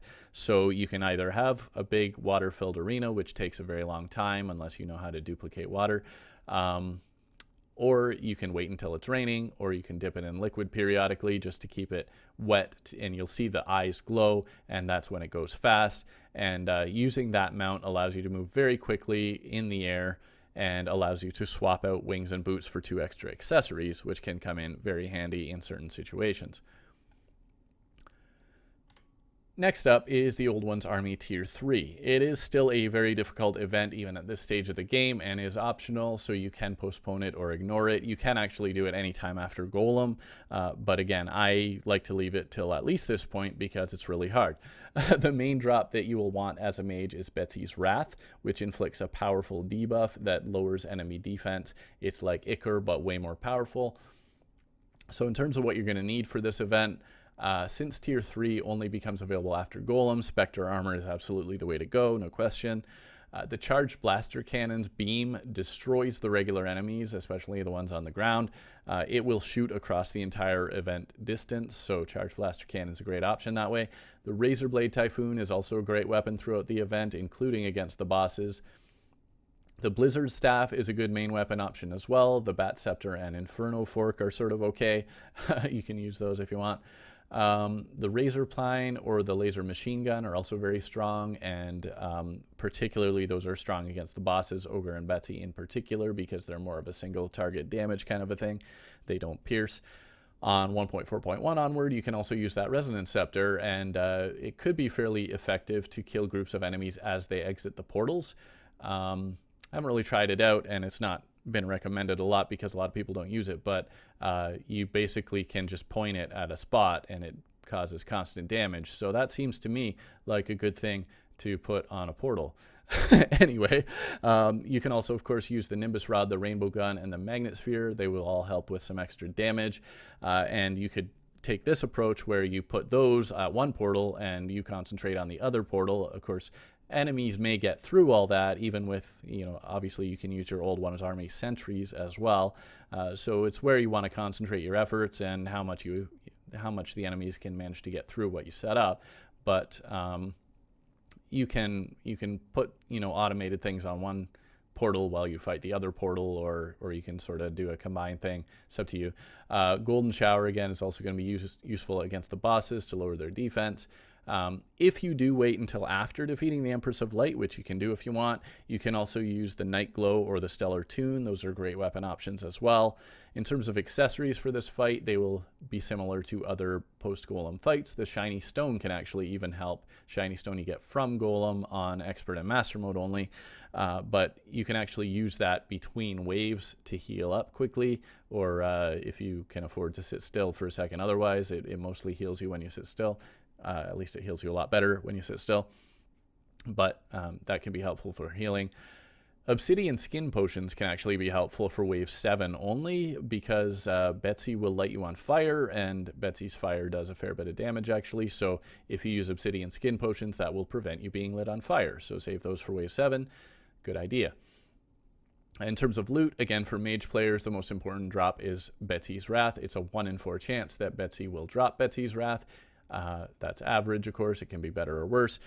Betsy's Wrath shoots 3 fireballs, which explode on impact and inflict the Betsy's Wrath debuff. The debuff lowers enemy defense by 40, so in effect, it's a far more powerful version of Ichor, and you might even just want to have it take its place. You can even use both Betsy's Wrath and Ichor together, which will reduce enemy defense by 55 to 60 points in total, depending on the version you're playing on, because they actually nerfed Ichor a little bit in the, I think it was 1.4.1. One of those post 1.4.0 updates. Ichor's actually not quite as good as it used to be. Anyway, so there's all that. Next up, the Empress of Light. The Empress of Light is a very difficult and completely optional boss, but she does drop 2 good magic weapons, the Night Glow and the Stellar Tune. So the Expert and Master Mode Soaring Insignia can also be quite useful against Moonlord. That is an accessory. So you got 2 magic weapons and an accessory that you can get from this fight. What you'll need, Spectre Armor is still the best unless you want to be really daring and take on the fight during the day, in which case you can go all the way back to Hallowed Armor because of that holy protection. It gives you a slight chance not to die. The Blizzard Staff can inflict high DPS in this fight, particularly when she's doing her slow-moving sun dance.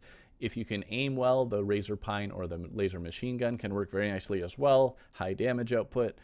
The Razor Blade Typhoon is easier. It works well because of its homing ability and its high speed, but it does have lower damage. The Nimbus Rod, Rainbow Gun, and Magnet Sphere will not be helpful in this fight, or not very helpful, because she has very high defense. So don't use those.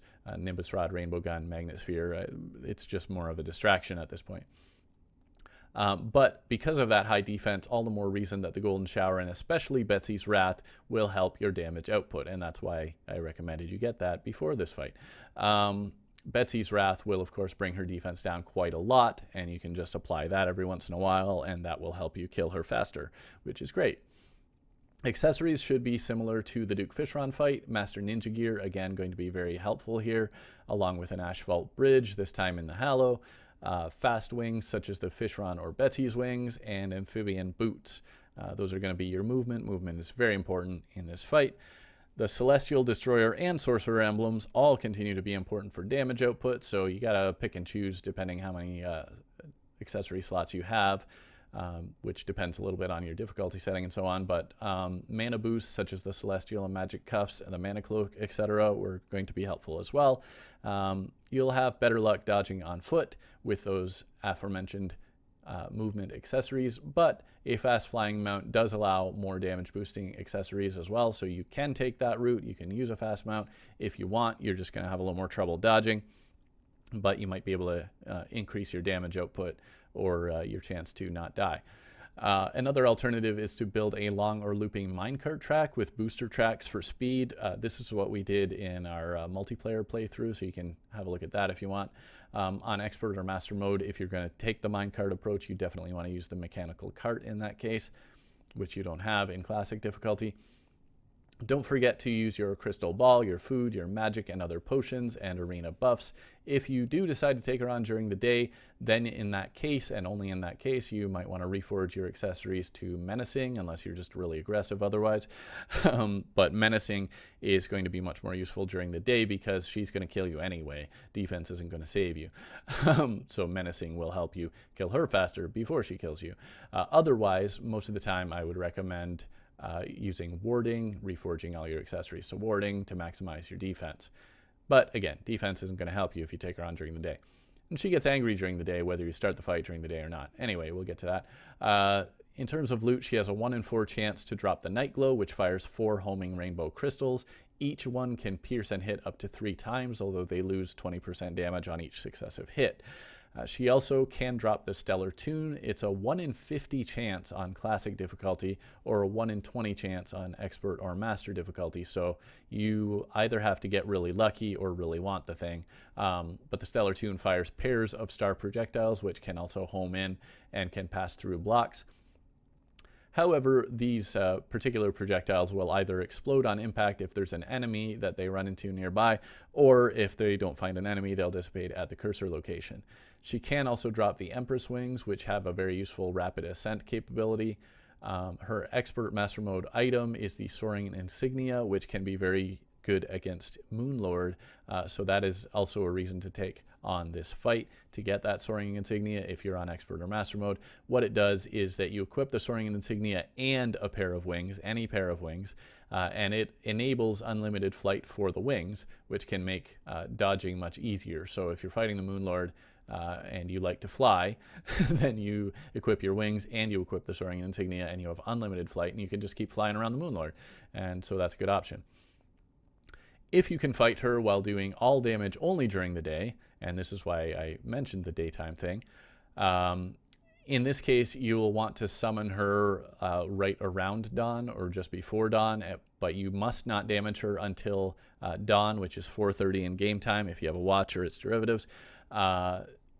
You must do damage only during the day, and she will be enraged during the day. She always gets enraged when dawn comes, and when it's daytime she gets very angry. Her attacks are massively boosted. Anything that hits you will kill you, but if you do that, if you manage to take her down without being hit at all, and again there are certain things that can avoid damage in the first place, like the Hallowed Armor Holy Protection and the Master Ninja Gear and so on.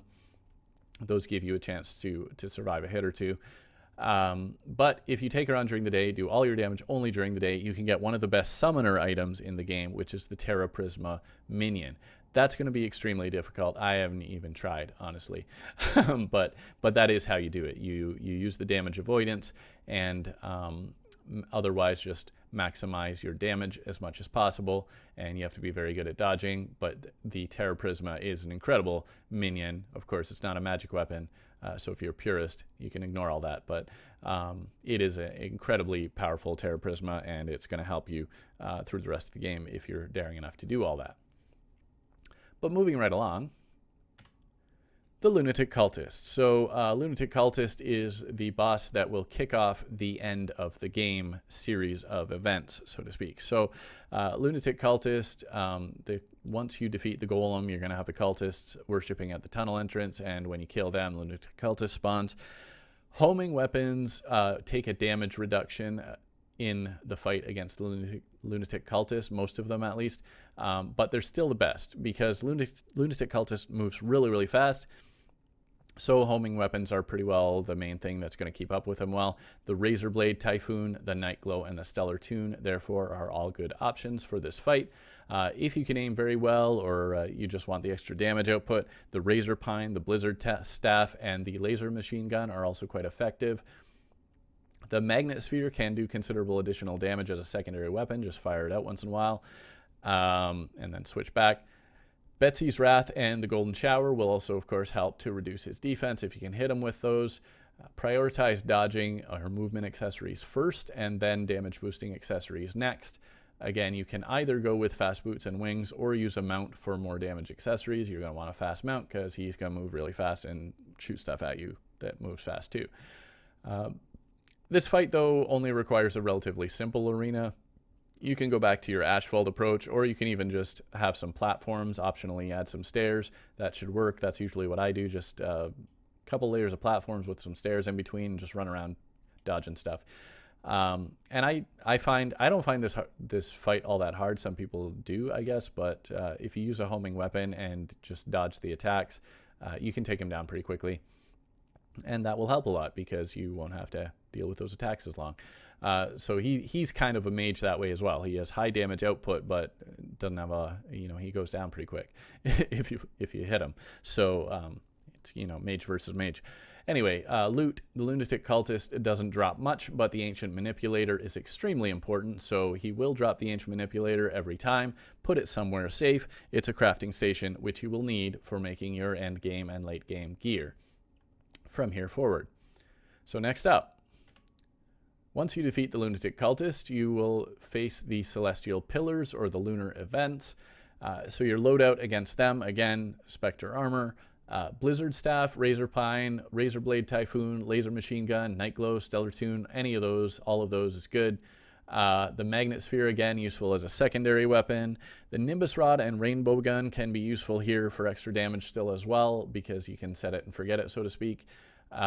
Less emphasis is needed on movement speed for the events, the pillars and their minions, if you will. You're going to want more emphasis on damage avoidance and damage boosting. So again, those things that give you a chance to just dodge damage. I'm not going back to hallowed armor here, but again, Master Ninja Gear going to be really helpful there. And things like the Star Veil, which gives you a little extra short invincibility, length of time bonus.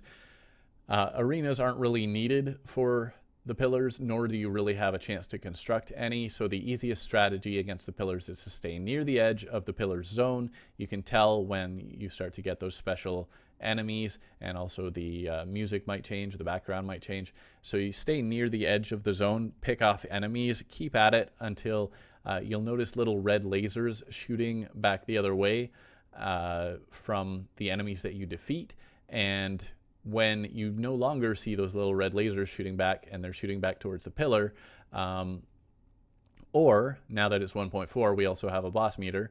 So you can also just watch the boss meter, and it will start out blue. And when the boss meter is no longer blue, when it's just red, then that means that the shield should be down. So those little lasers are one clue, and the blue part of the boss meter is the other clue. And when those things are gone, then that means that the pillar's shield is down, and you'll just have the red health bar for the pillar left, and you can go fight the pillar.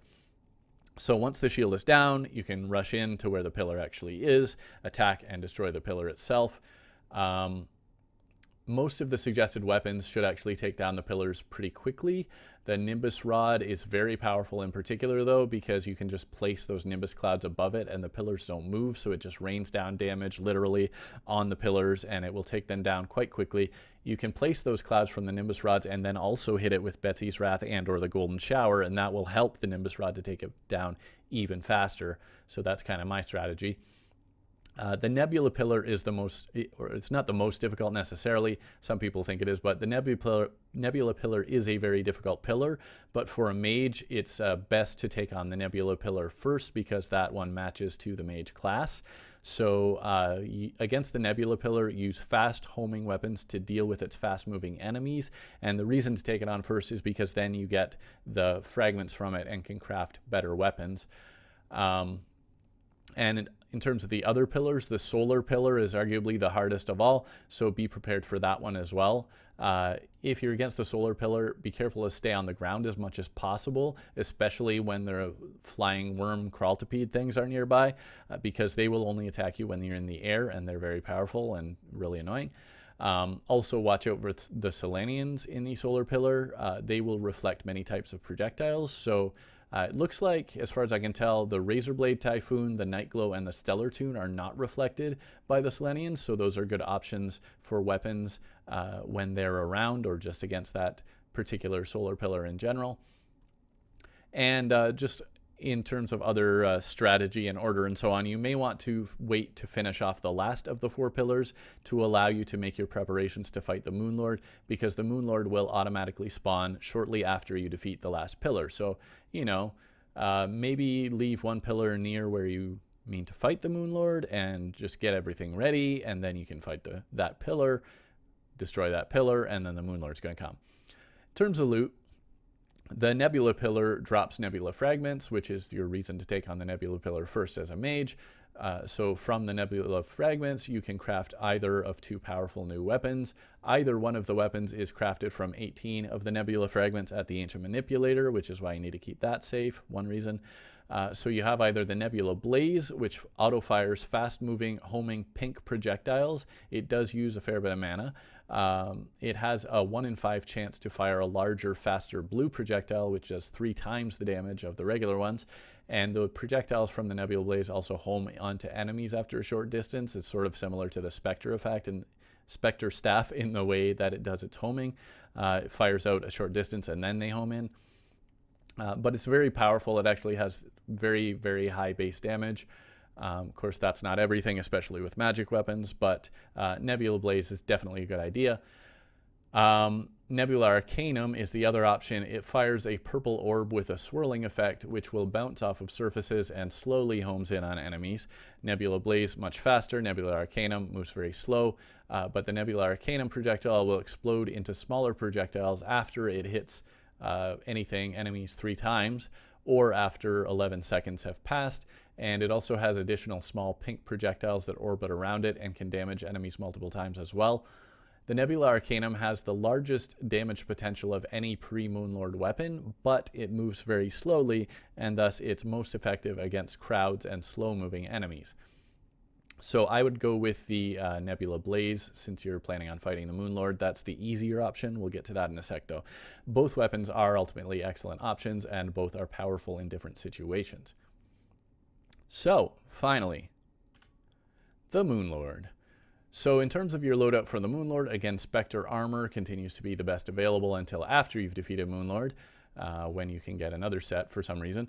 The Nebula Blaze is my recommended option against the Moonlord. It's easier, it does use a fair bit of mana, but it's quite effective and it doesn't require a lot of strategy or thought to how you use it. On the other hand, the Nebula Arcanum is more powerful if you can keep Moonlord relatively still. Because it moves so slowly, it's going to kind of restrict your dodging and your movement a bit. But if you do it just right, it actually will do more damage than the Nebula Blaze. I would go with the Nebula Blaze because it's easier, but Nebula Arcanum is ultimately more powerful. The Nightglow, Razorpine, Laser Machine Gun, and Razorblade Typhoon are all good options as well.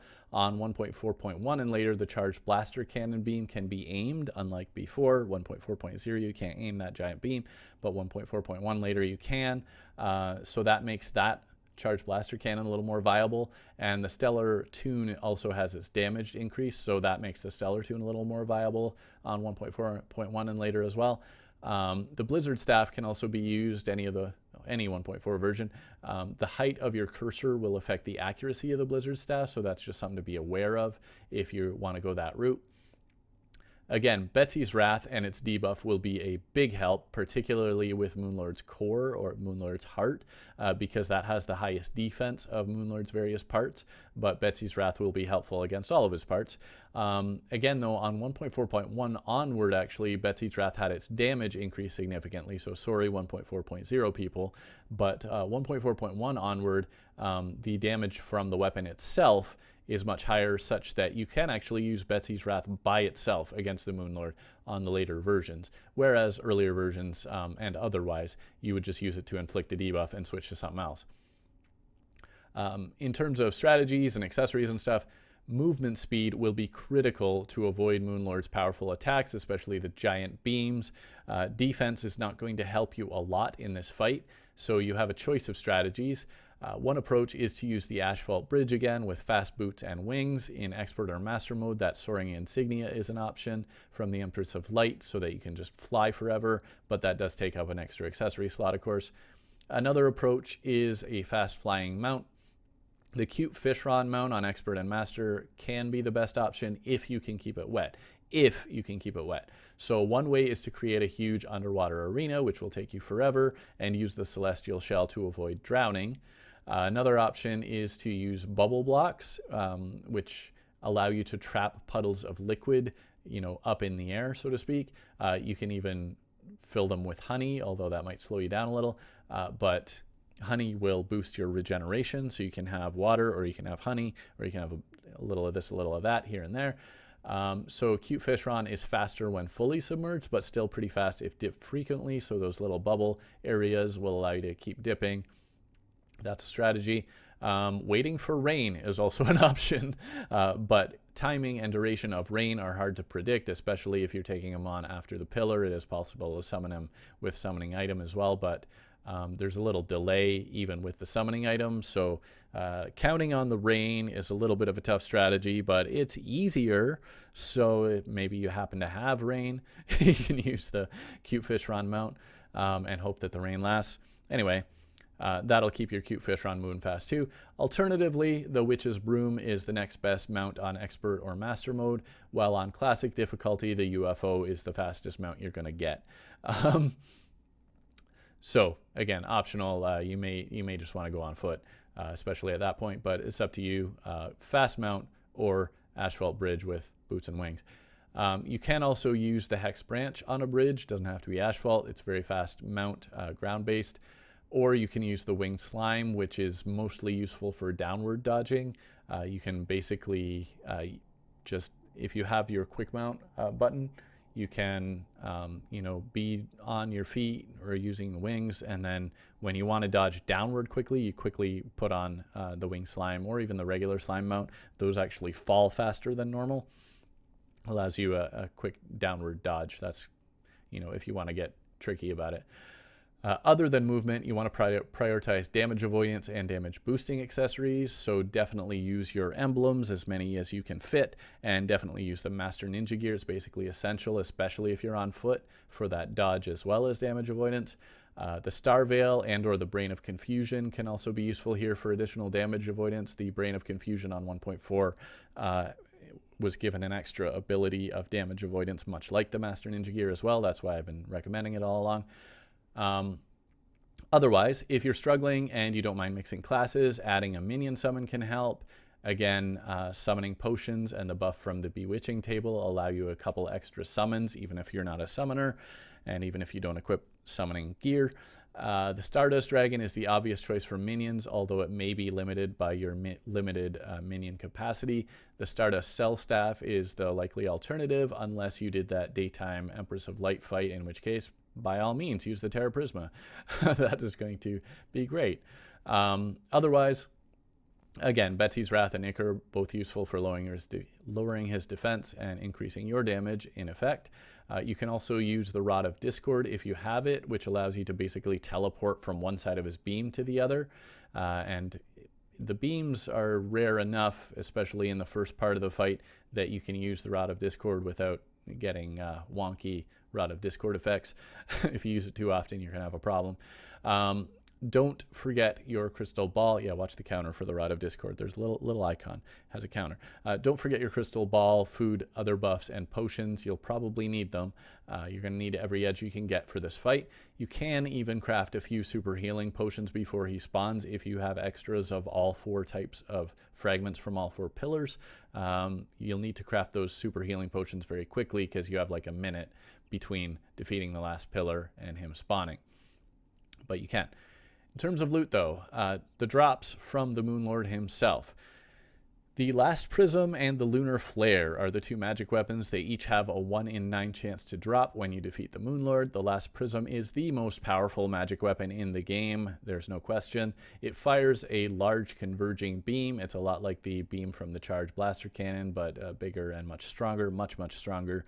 It requires a massive amount of mana, but even with the potion sickness from using mana potions, a mana flower or a magic mana cloak is totally worth it, because even with the damage reduction, it's still just incredibly powerful. As far as the Lunar Flare functions like a highly upgraded Blizzard Staff. It does have one extra advantage, though, that its projectiles, which likewise fall from above, they will pass through any blocks that are above the cursor location.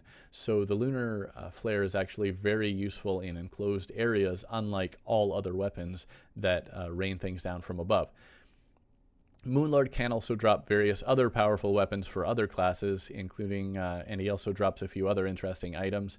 The Celestial Starboard is always dropped if you're on Expert or Master mode in his treasure bag. It has the longest flight time, fastest ascent, and horizontal hovering versus other wings. It's not exactly wings, but it goes in your wings. Well, yeah, I guess you don't have a wing slot, but anyway, yeah, Celestial Starboard is like wings, but it's more like the Shroomite hoverboard thing as well, in that it has hovering, and it has a nice rainbow trail. So Celestial Starboard is a great drop, allows you to fly a lot, fly fast, hovering, take off quickly, all that stuff, cool. In terms of craftable stuff, after you defeat the Moonlord, the main thing for mages is the Nebula Armor. So Nebula Armor is the final post-endgame magic armor set with the highest overall defense and boosts. When you defeat enemies while wearing Nebula Armor, it spawns these little booster items that'll be just floating on the screen. You can pick up the boosters for massive bonuses, up to 3 levels for each type. There are 3 different ones, 3 different colors. So there are damage boosters, which add 15% damage each. So you can have up to 3 levels of that for a maximum 45% damage boost. There are life boosters, which each add 3 health per second in health regeneration, and you can have up to 3 of those, so a maximum 9 health regenerated per second if you can keep that going. And mana boosters, which add around roughly 10 mana per second mana regeneration. Again, 3 of those is around 30 mana regenerated per second at the maximum level. Each single item that you pick up gives you 1 level for 8 seconds. So you do need to be very quick and efficient if you want to try to maintain those boosts. It becomes kind of a fly around picking stuff up quickly as possible little game there, and that's why some people still prefer the Spectre Armor over the Nebula, but that's a whole other debate that I'm not going to get into. Nebula Armor is crafted from 36 Luminite bars and 45 Nebula fragments at the Ancient Manipulator, so given the amounts of Luminite and Nebula fragments dropped, you would need to defeat at least the Moonlord and probably the Pillars at least twice to be able to craft the Nebula Armor. And that's it. That's the game as a mage, so I hope you liked the video. Thanks for watching. Please subscribe if you haven't already, and I'll see you next time. Bye for now.